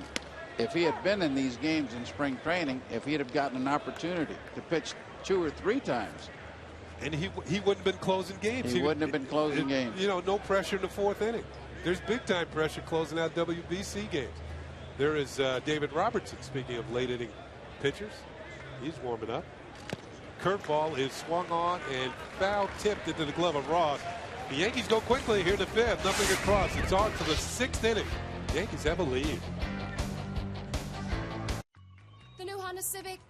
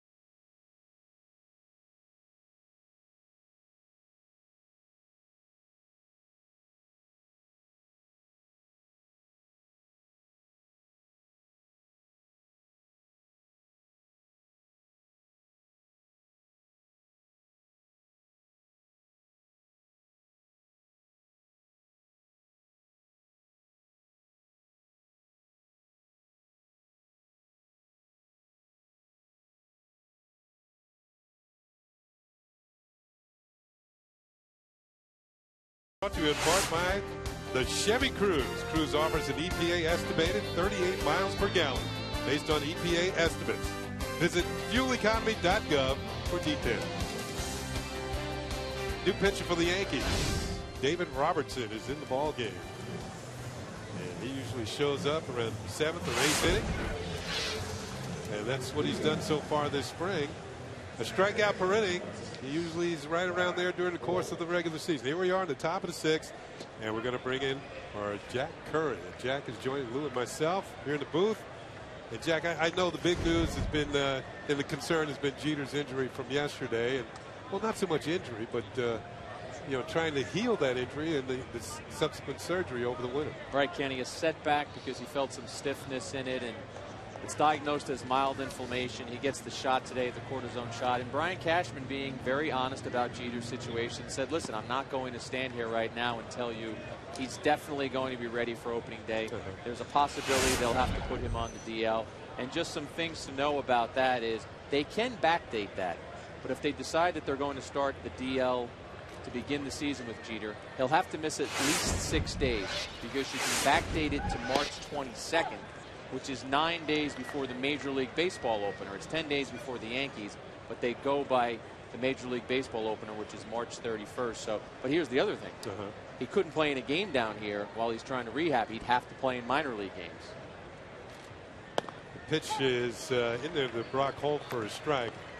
Now that brings Eduardo Nunez into play as far as being the everyday shortstop, at least for a while. It does, and he was the man that Brian Cashman mentioned right away. People said, if Derek is down, what do you do? He said, well, there's a reason why Eduardo Nunez isn't playing shortstop a lot here in spring training. Cashman said he doesn't see him as a third baseman or outfielder. We see one of those strikeouts you were talking about, Kenny, right there from Robertson. But he does see Nunez as an everyday type shortstop. And the Yankees have always said, guys, that they think if Nunez plays there every day and gets into a little bit of a rhythm, some of these defensive issues that he has had would subside. Well, we know he has the bat and he has the legs to be a very good baseball player. It's just a matter of defense and can he get it together. And we've talked about it on telecast this year about how he has a new throwing motion this year, how Mick Kelleher has worked with him, shortening that throw kind of like the way you'd work with a pitcher. You want to have that same release point. So we'll see how it works out. Daniel Nava with a base hit is now 1 for 2 with a base on balls. Now, Nunez is from the Dominican Republic and the same from Melky Bay. So these guys have to be very proud of their players that they might have played with through Little League and now winning the World Baseball Classic. I asked Nunez this morning, did you get the chance to call or text Robinson Cano? He said he wanted to do it this morning, but with the time difference, he said it was a little too early. So I'm going to wait until later today or maybe when I see him. And then kind of with a wistful look in his eyes, Nunez said, you know what, I want to play in that tournament the next time. So he's got until 2017 to impress Moises Alou, who's the GM of the Dominican team. And he was very excited. And he said, Kenny, something that you were saying as we were having lunch, and we see what the Dominican did. He said some other countries have other sports. He said, our island has baseball. He said, we better be very good at baseball because that's the one sport we have. Well, they have a rich history going back to the first Major League Baseball player from the Dominican Republic was Ozzie Virgil Sr. And eventually his son played in the big leagues too. But, you think of the Alous, Rico Cardi, Juan Marichal, some great players over the years from the Dominican Republic. And I guess that they all have to be celebrating today. Their country came through. Great players. Ground ball to second off the bat of Jackie Bradley Jr. This could be two. Nunez's throw is in time to get the double play. That was a nice play by Nunez, going flat-footed, showing off the strong arm. So that's it for the Red Sox here in the 6th inning. You don't know Jack, you got to come back. He'll be with us.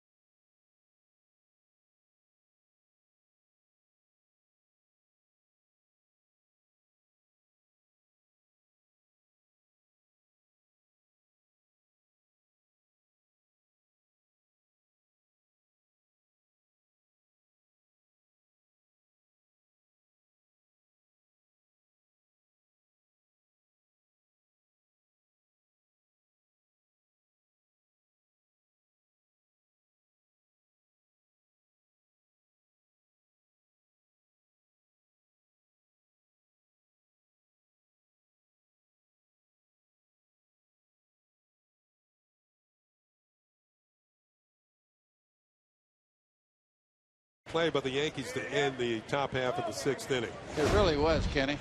Bradley can run. He can motor a little bit. Starts with a really good feed. Nunez, nice athletic play, showing a good arm, sidesteps the runner, accurate throw to first base.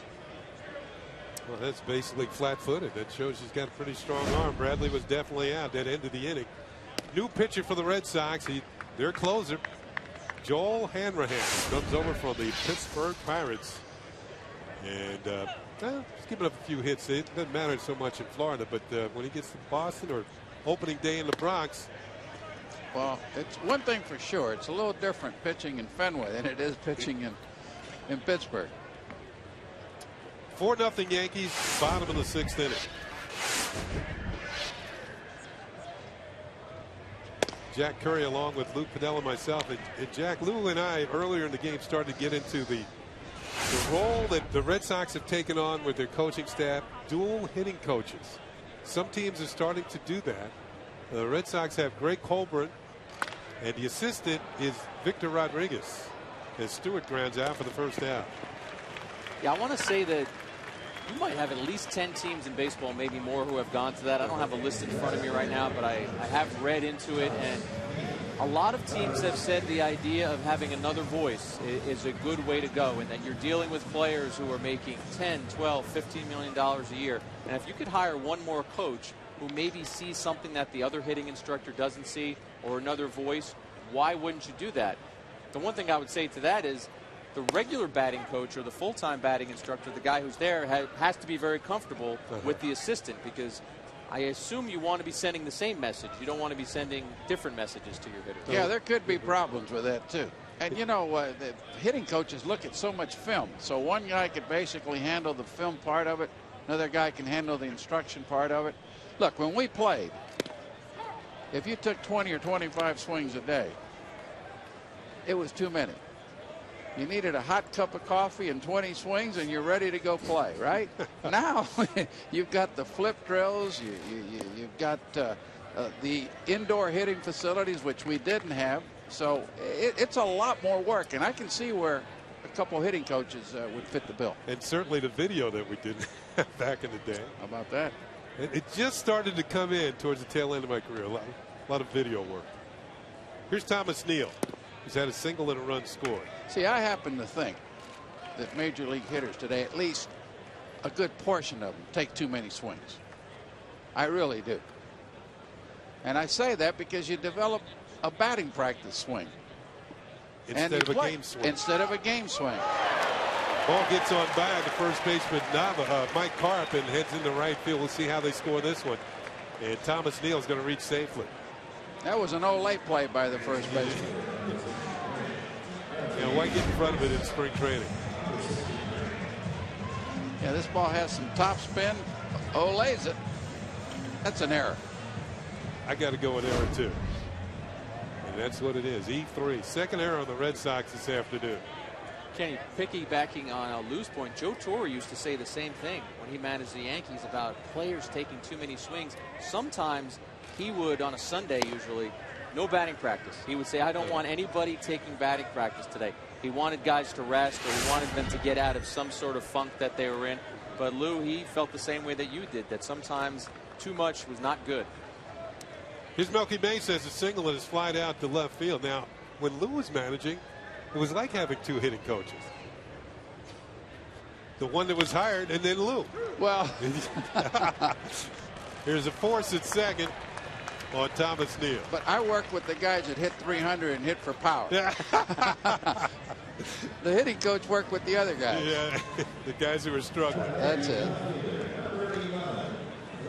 No, I actually like the dabble a lot with the hitters. And I would talk to the coaches. To the hitting coach, Lee Elliott did a really good job for me. Gerald Perry did a really good job for me. And we would talk about the hitters and come up with some ideas. And I'd love looking at film and those sort of things. There's Greg Colburn. First year as the hitting coach for the Boston Red Sox. He was playing for the Montreal Expos when I was broadcasting their games. And Greg was a decent hitter. Yeah, he was a good hitter. And he was good off the bench, too. Played a number of years in Montreal and with the Colorado Rockies. He started as a catcher, became a first baseman. They've got a completely new staff over there. Yeah.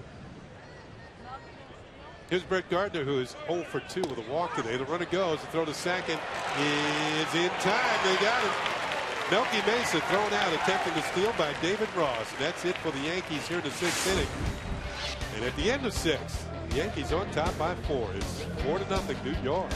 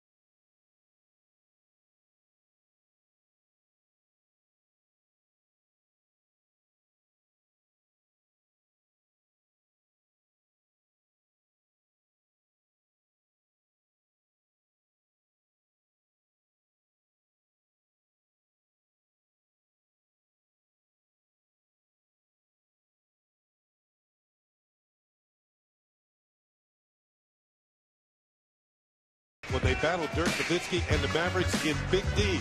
Coverage on Yes starts at 7:30 with the Verizon Files pregame. Then Ryan Ruocco and the Czar, Mike Fratello, have the call from courtside. Only on Yes. Should be a good one. New pitcher for the Yankees, Jabba Chamberlain. This will be his 8th appearance of the spring. 5 strikeouts in 6 1/3 inning. I keep mentioning the strikeouts because the Yankees set a franchise record last year for striking hitters out. And of course, Jabba get it up there in the mid-90s from time to time. Good slider. And he too should be a big part of the Yankee bullpen as we're here at the top of the 7th inning. Yankees leading 7-0. Jackie looks in pretty good shape to me. He does. He's throwing the ball well, and Meredith mentioned it in her report, but he gives the Yankees some flexibility because I think they believe he can get righties and lefties out, and if something happens with Rapata where he's not ready, they might not necessarily feel that they have to have that second lefty. Maybe Logan is enough. Our Ford scoreboard, it's 4-0 Yankees. Ball hit towards left field. Gardner on the run, and when he's on the run, plenty of speed is involved. Nice running catch to take an extra base hit from Gomez. Well, Gardner really read that ball well off the bat. This ball's hit pretty well. And Gardner makes a great play on it. Ran a wonderful route, went right to the ball, and he got a good jump on it. Those were the keys. And then he's got the good hands to go along with it. A nice slide at the end, too. Here's Mike Karp, who is now the first baseman. He takes a pitch from Chamberlain for a call strike. Kenny, I think if I'd been in left field, I might have played that one into a double. You know what? I've been retrieving it off the wall, too. And, you know, that's the advantage, too, of having a left-hand fielding left fielder. Go to the line. Much easier.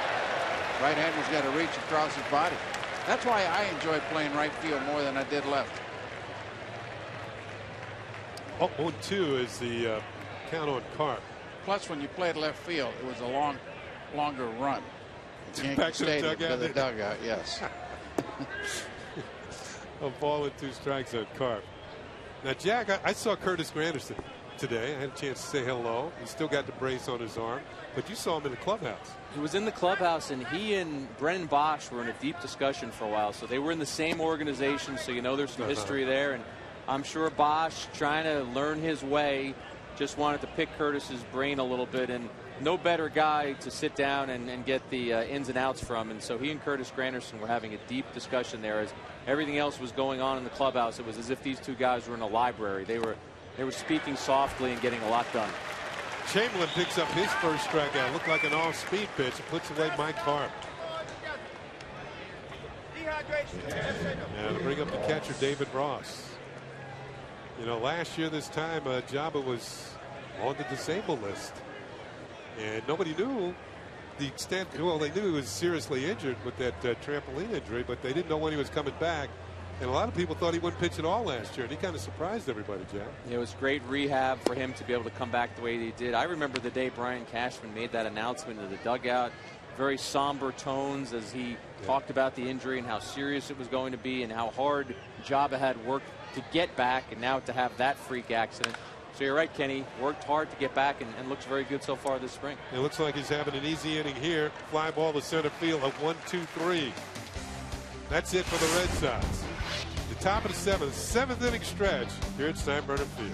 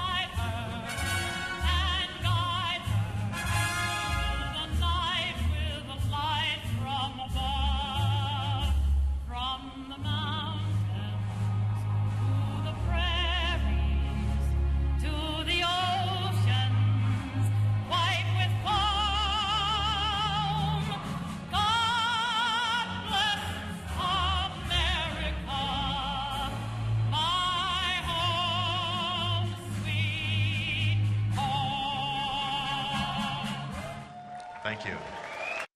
Around here, a dollar goes about as far as you can throw it.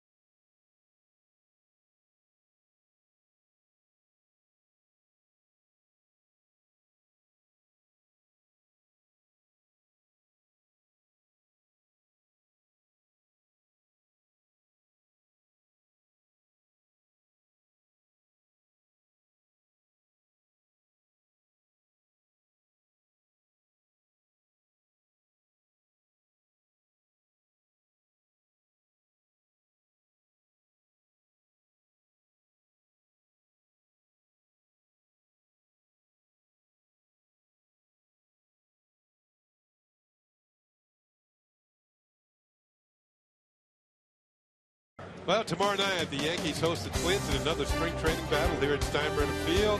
And Monday, April 1st, it's opening day at Yankee Stadium as the Bombers kick off the 2013 season against the rival Red Sox. Coverage starts early at 11:30 a.m. only on Yes. And Jack, from what I understand, the Yankees have some special ceremonies planned for opening day. They absolutely do, Kenny. The Yankees issued a press release today saying that both the Yankees and the Red Sox are going to dedicate that game, opening day, to the Sandy Hook Elementary School victims from Newtown. And so that day there will be pre-game ceremonies will feature joint honor guards of the Newtown police and firefighters. They'll have a moment of silence, and a list of the victims' names will be on the scoreboard. So, you know, that'll be special for the family members to be able to see that. And in addition, both teams will be wearing a special ribbon on their uniforms for opening day. And Commissioner Bud Selig has asked the 28 other teams to also wear that for their season openers. And then July 7th, when kids are out of school and stuff like that, the Yankees are going to have a Newtown Day at Yankee Stadium, and they expect more than 3,000 children, families, and members of the Newtown community to attend that Yankees-Orioles game that day. Yeah, it's a tragedy that deeply touched us all as a nation, and boy, what a shocking development that was. Hopefully it never see anything like that again. New pitcher for the Red Sox is Clayton Mortensen, and his spring numbers. On the Ford scoreboard, it is 4-0 Yankees in the bottom of the 7th inning. Top of the order, and Gardner's up, looking for his first hit. He's been on by a walk and an error, but this time he lines one to left field, and that is Nava out there who makes the catch for the out. Nice running catch by Daniel Nava. One down. Now, Jack, I know that as good as you are up here, and you're fantastic, YesNetwork.com. Every time I go there, I'm looking for Jack Curry. And you've got some stories today and tomorrow. Had to write about Derek Jeter's situation today, Kenny, so we have a news story up on YesNetwork.com, quotes from Brian Cashman, and just talking about what lies ahead for Jeter and if he will be ready for opening day. And then a more fun feature piece that I think Lou will get a kick out of. I'm writing about Ichiro Suzuki for tomorrow. Included in there is the fact he talked to me about pitching in Japan and gave me some details of an all-star game that he pitched in Japan, which I just found compelling and fascinating. He hit 90, by the way. He pitched in an all-star game in Japan. I don't want to give my whole story away, but I will. I want people to go and read it. 1996 all-star game in Japan. They brought him in to get the last out. During his warm-ups, he's throwing 90. He was scheduled to face Hideki Matsui. That's the tease I'm going to leave you with. He was scheduled to face Hideki Matsui. So fans, if you think you know Jack, you really don't know Jack until you read his YesNetwork.com columns today and tomorrow. And Derek Jeter today and Ichiro tomorrow. Here's Kevin Youkilis.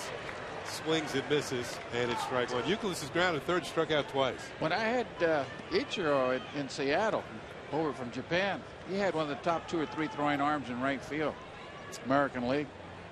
So it doesn't surprise me.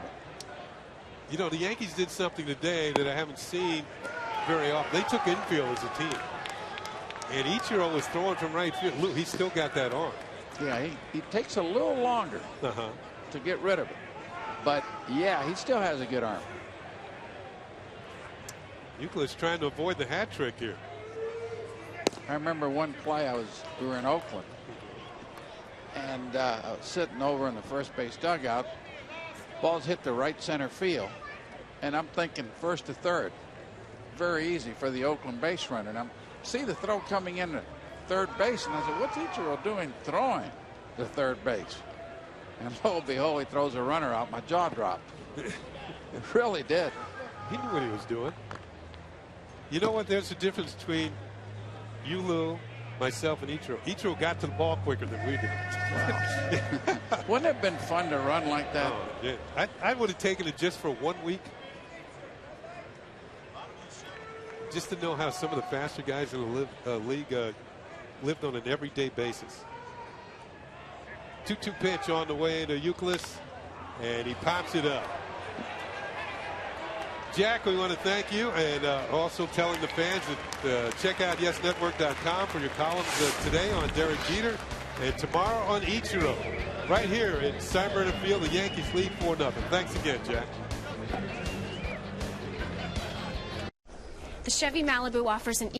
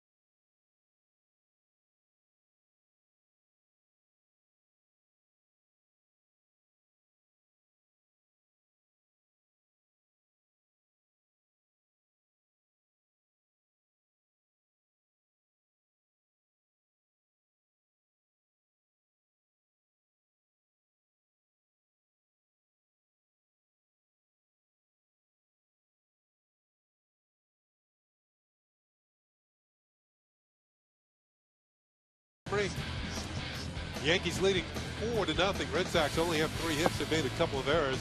Ben Francisco had a double and a run scored. Chris Stewart, RBI single and a run scored. And Vidal Nuno is excellent in a starting role for the Yankees today. 5 innings, 2 hits, no runs, a walk, and a strikeout. If score holds like it is, he would be the winning pitcher for the New York Yankees in this game this afternoon. I liked what he did today. I really did too, Kenny. He came well prepared, pitched exceedingly well to both sides of the plate, threw strikes, was in command, really. And worked quickly. Here's Josh Spence, another left-hander, and he misses outside with a breaking ball for ball 1. Wow, he's done a good job this spring. 1.29. Well, outside of that second inning where the Yankees put 4 runs on the board, there are a lot of zeros up on that scoreboard. So the storyline here has been some good pitching on both sides. Now, speaking of pitching, we're going downstairs near the clubhouse to Meredith. I'm joined by David Robertson. David, another inning of work for you this afternoon. How are you feeling? How comfortable are you feeling on the mound? I'm feeling pretty good right now. I've got decent control of my fastball. Breaking balls, it's coming along. Changeups looks okay, so I feel like I'm ready to compete at the real level. How many appearances do you usually need until you feel like you're at that point? 5 or 6 appearances is about all I really need in spring training. Spring's a little longer this year, so we played a few extra games, but I feel ready to go right now. You mentioned the longer spring. How difficult is it when you get to this point and you want to throw in those meaningful games to know you still have 12 days till opening day? It's kind of tough. I'm not a big fan of the long spring training, but that's the way it worked out this year. So for me, I guess you're going to get a couple extra outings and should be ready to go into a game. How do you evaluate yourself overall this spring? Overall, I feel like I've thrown the ball decent. Haven't really got the strikeouts I've been wanting, but I've got decent control of the fastball, and that's usually what I strive to do. I throw a lot of fastballs in the game, so as long as I've got control of it, I feel like I'm ready for the real season. When you look at this pitching staff as a whole, the rotation, the relief corps, how much of that do you look at as a plus for this team strength? Well, we've got a great bullpen. We've got a great starting staff too. As always, I think our starters are going to take us deep into the ball games, and then it's going to be up to the pen to finish off the last couple of innings. And hopefully that's the way every game works out for us. Thanks for the time. All right, no problem. Send it back up to you, Kenny. Thank you very much, Meredith. It appears that Josh Spence has suffered an injury and coming out of the ball game on that comebacker off the bat of Ryan Sweeney. Let's take a look, Lou. Well, it wasn't hit very hard. And this is where that BP practice, the comebackers that these pitchers field all the time. And this ball comes right off the hand. Flips it over to first, and Girardi doesn't take any chances, takes him out of the ball game. Here's another look. One hopper. Got a little leather on it, but got him in the bare hand as well. I tell you, I saw the interview with Robertson. As a manager, what I wanted to see my relievers do is a couple things. One, that they pitch 2 innings. And also that they pitched back-to-back days a couple times. That told me whether they were ready or not to start the season. This is and managers have different ideas, different philosophies, but I always wanted to see my relievers, even my short people, do that. Pitch back-to-back days a couple times, and also to stretch them out to a couple innings. This is within 2 weeks of the regular season? 2 weeks of the regular season, exactly. New pitcher is Cody Epley. He's going to come on, get as many warm-up tosses as he would like. And Spence had to leave after just 1/3 of an inning. At least he recorded the out. Well, we have time here Sunday afternoon. Get a preview of the upcoming season with the Yankees' 2013 Pride, Power, and Pinstripes. Join the Yes Crew in Tampa as we look at big storylines for the upcoming season, including roster breakdowns and interviews with Derek Jeter, Mariano Rivera, and manager Joe Girardi. Yankees 2013 premieres Sunday at 4, only on Yes. That's a show we taped earlier, Lou, and that quite informative. We got to sit right next to each other, too. Fly ball to right field, and it's going to be hauled in, and that's out number 2. Boy, a lot of first pitch swinging in this ball game. Well, Boston's about 125 miles up the road in Fort Myers also. It's a long bus trip. Yeah, it is. You're saying they want to get back. That was Drew Sutton who flied out. And it'll bring up Jose Iglesias, the shortstop, who is 0 for 2.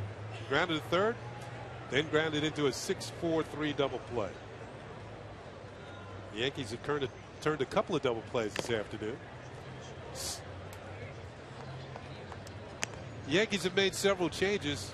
Addison Maruzak is in left. Mason Williams, our first look at him. He's come over from the minor league camp. He's in center. Melky Mesa goes from center to right. Jose Perez at third. Gil Velasquez at short. Corbin Joseph is at second. And Dan Johnson at first. And Bobby Wilson doing the catching. Swing and a miss, strike 2. Boy, it's a huge thrill for these kids come up from the minor league complex. Right down the street here. Right down the street and get a chance to play in these major league games. Here's a good look at Mason Williams. Now, we understand that he is a prime-time defensive center fielder and an on-base percentage machine. So, the Red Sox go quickly here in the 7th. Epley gets 2 outs. It's on to the bottom of the 8th.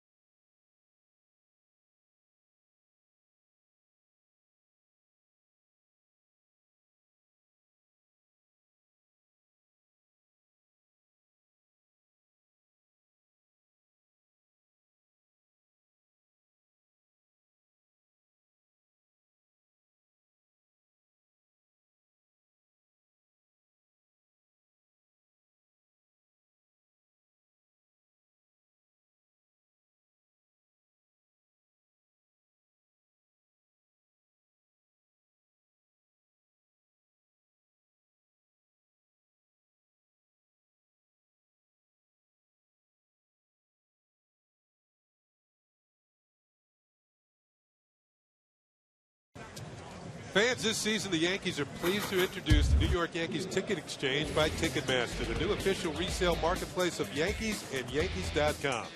The Yankees Ticket Exchange is a safe, secure, convenient, and affordable place for fans to buy and resell tickets.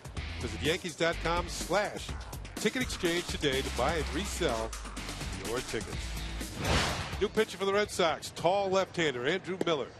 And his first pitch to Dan Johnson is inside for ball 1. In fact, you mentioned tall, Kenny. He's the tallest pitcher, left-handed pitcher to ever appear in a game for the Red Sox. Outside for ball, I believe it. I'll tell you what, I had a good tall left-hander in Seattle. Name was Randy Johnson. Oh, you did have one. Hall of Famer. 2B. How about the closer for the Netherlands, 7-footer? Now, he's bounced around the minor leagues a lot, so I don't know if he throws like a 7-footer. Well, does he have control like a 7-footer might have? Boy, these tall pitchers, though, they have more body parts, bigger body parts. It takes them a lot longer for everything to fall in place.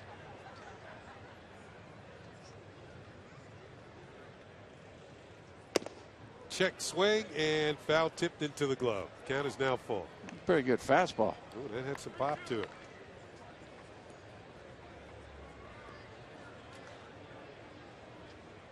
Miller is the 5th Red Sox pitcher of the day.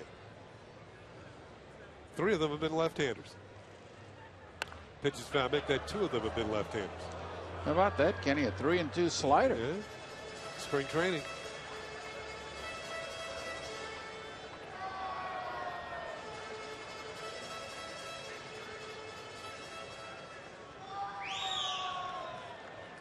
Payoff pitch to Johnson's on the way, and he fouls it back. We'll do it all over again.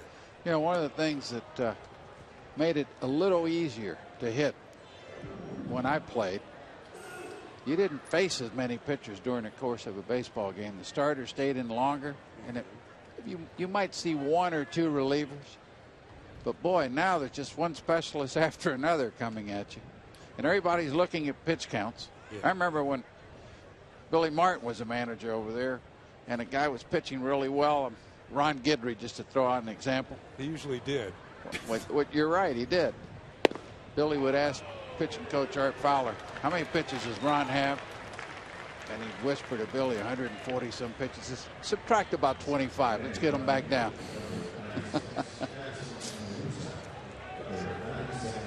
So it's a walk to Johnson to bring up Maruzak. Addison Maruzak, his first at bat of the afternoon. He took over for Ben Francisco. What a double in 3 trips and a run scored. Yankees trying to add on here in the 8th. First pitch is inside for a ball. Oh, I like this guy's arm. A little bit of a slinger.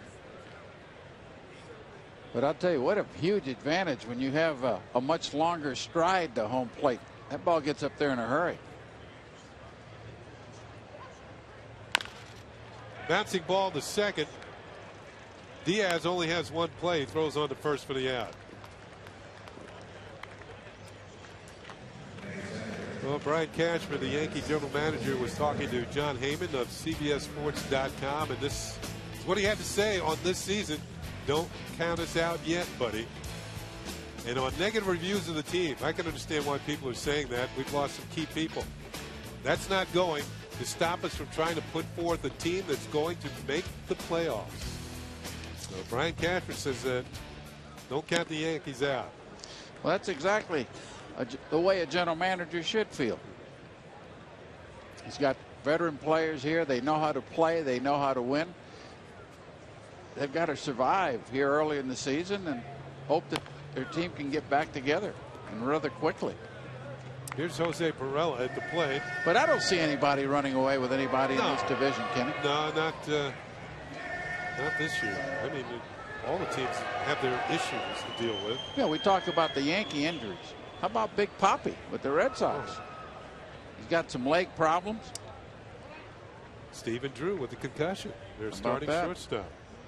Although Big Papi doesn't steal many bases, does he? Yeah, but he's having trouble just running the bases. I mean, you got to run the bases. Pirela has struck out. So there are a lot of teams. Now, this is the injury from last year. David Ortiz going first to third. Looked like he stumbled going around second. And then he comes up lame. He tried to come back later on in the season and had to leave. And he's still having problems, not with one Achilles tendon this spring, but with both of them this spring. Yeah, he's a big man. They don't call you Big Papi for nothing. Here's Bobby Wilson. And you know how important your legs are to hitting. Well, you know, how important is he to the Red Sox? How important has he been over the years to the Red Sox? And Yankee fans can attest to that. I think since Edgar Martinez exited from the game, Big Papi's been as productive, as good a DH as anybody in baseball. 2 strikes to count on Wilson. We're in the bottom of the 8th. Yankees leading 4-0. That's way outside for a ball. And I just think that the way David Ortiz and what he's done for the Red Sox over the years, he means a lot in the clubhouse too. I mean, he's the quote machine. Yeah, he's a leader in the clubhouse. He's been there so many years. Got a couple world championship rings. All the young kids listen to him. Plus, he's been so productive with the bat. Yeah. I mean,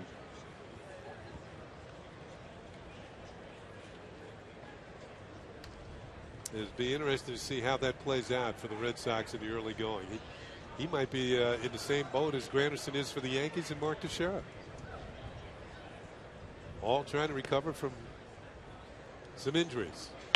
Pitch is grounded foul off the bat of Bobby Wilson. when you have leg problems like that, that cold weather up in New England is not conducive.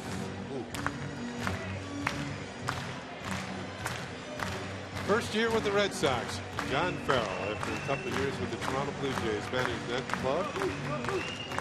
He managed 2 years there, had about 500 both years, a little over the first, a little under the second. I wonder how he feels that the Blue Jays, after he left, they went out and spent all kinds of money. They said, you want to leave us? We're going to put a real good team on the field. Boy, they just, I don't want to use the word raped, but they basically took a lot of talent from the Miami Marlins and probably Toronto will probably be picked to win the division by a lot of people. Popped in the air to short center field. Coming on as a center fielder, he makes the catch, and that's going to do it for the Yankees. We're going to the top of the ninth. The Yankees hold on. They have a win.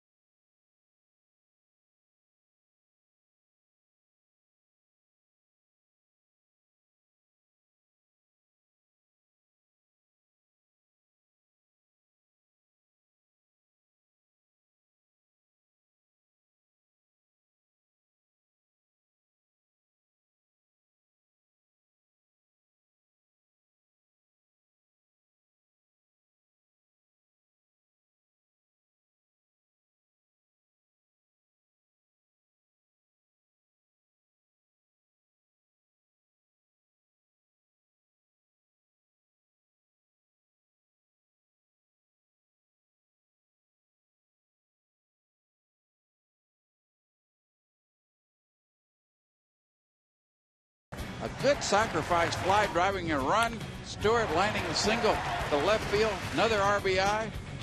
And then Nunez with the ball to center field. It drives in the fourth run for the Yankees. They played really, really good small ball there. And that's what this Yankee team might have to do till they get their big bombers back. A couple of sacrifice flies in the second inning produced 2 runs. Yankees had 4 runs and 5 hits that inning. In fact, that's the only inning of the game where there's been some run scoring. As Mark Montgomery comes on to try and close this one out. This will be his 7th appearance of the spring. And he will get the top of the order for the Boston Red Sox. Jonathan Diaz is going to lead it off. Well, there's a good crowd here at this ball game today, Kenny. Well, you know, Boston, Yankees.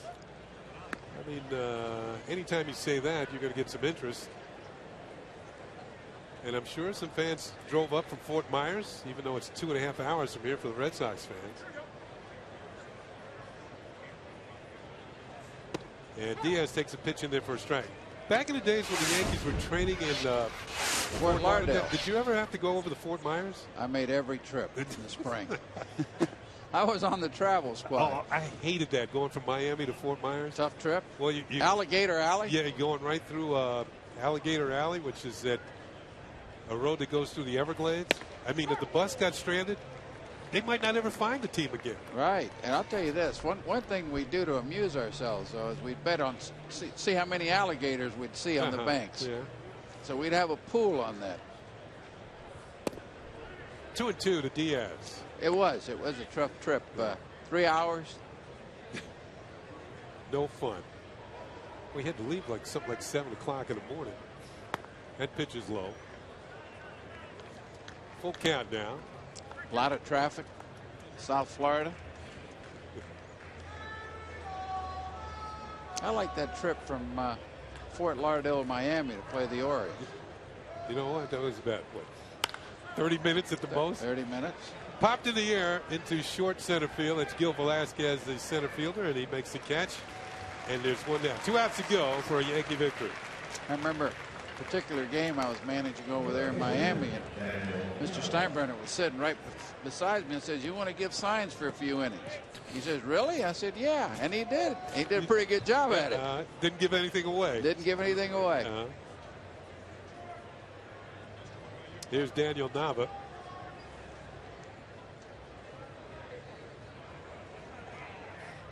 Nava's been on base a couple of times today. He's walked and had a base hit.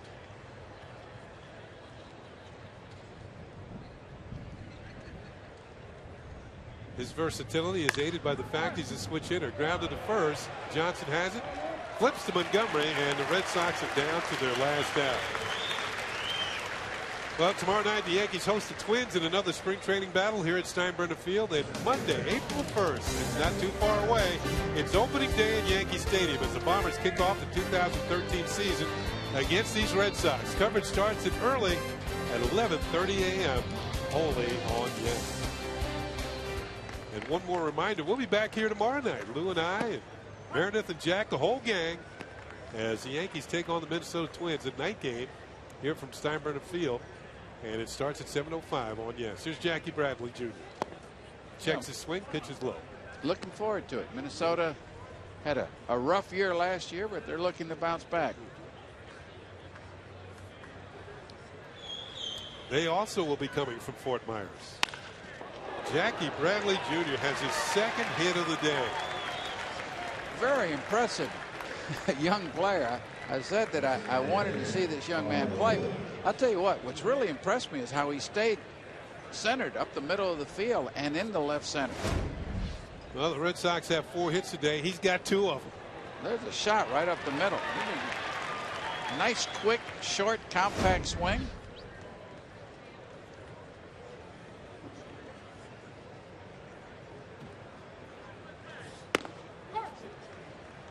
Pitch to Gomez is a call. Strike 1. Gomez is struck out, flied out to left field twice. Once was robbed of a hit. Good play by Brett Gardner. Oh. Fouled off the bat. I hated that. Yeah, check 0-2. swing. You know what I hated even worse, Lou? On that third strike, he foul tip it and the catcher holds it. Only happens to you, right? Yeah, well, it seems that way. That's the way you see him. That's the way it seems as a hitter. Maybe we'll see that right here. Maybe Gomez won't like it. The 0-2 pitch. Foul tipped almost off the glove of Wilson. Count remains, no balls and 2 strikes. I think if he drops Uncle Charlie here, a nice little slider in the outside part of the plate, I think we can pack it up. You got your car keys? There it is. There you go. There's your slider. Game over.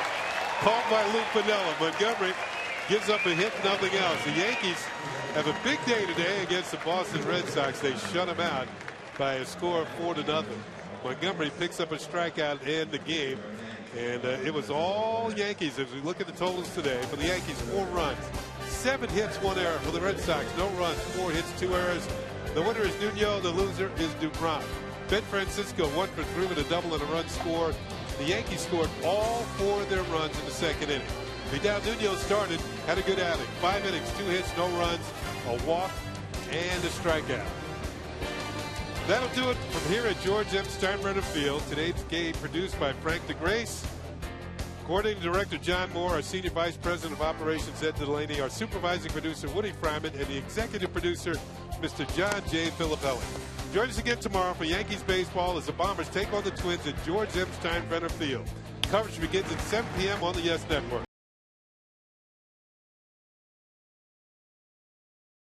Fitz and Jack Curry, I'm Ken Singleton saying so long from Tampa.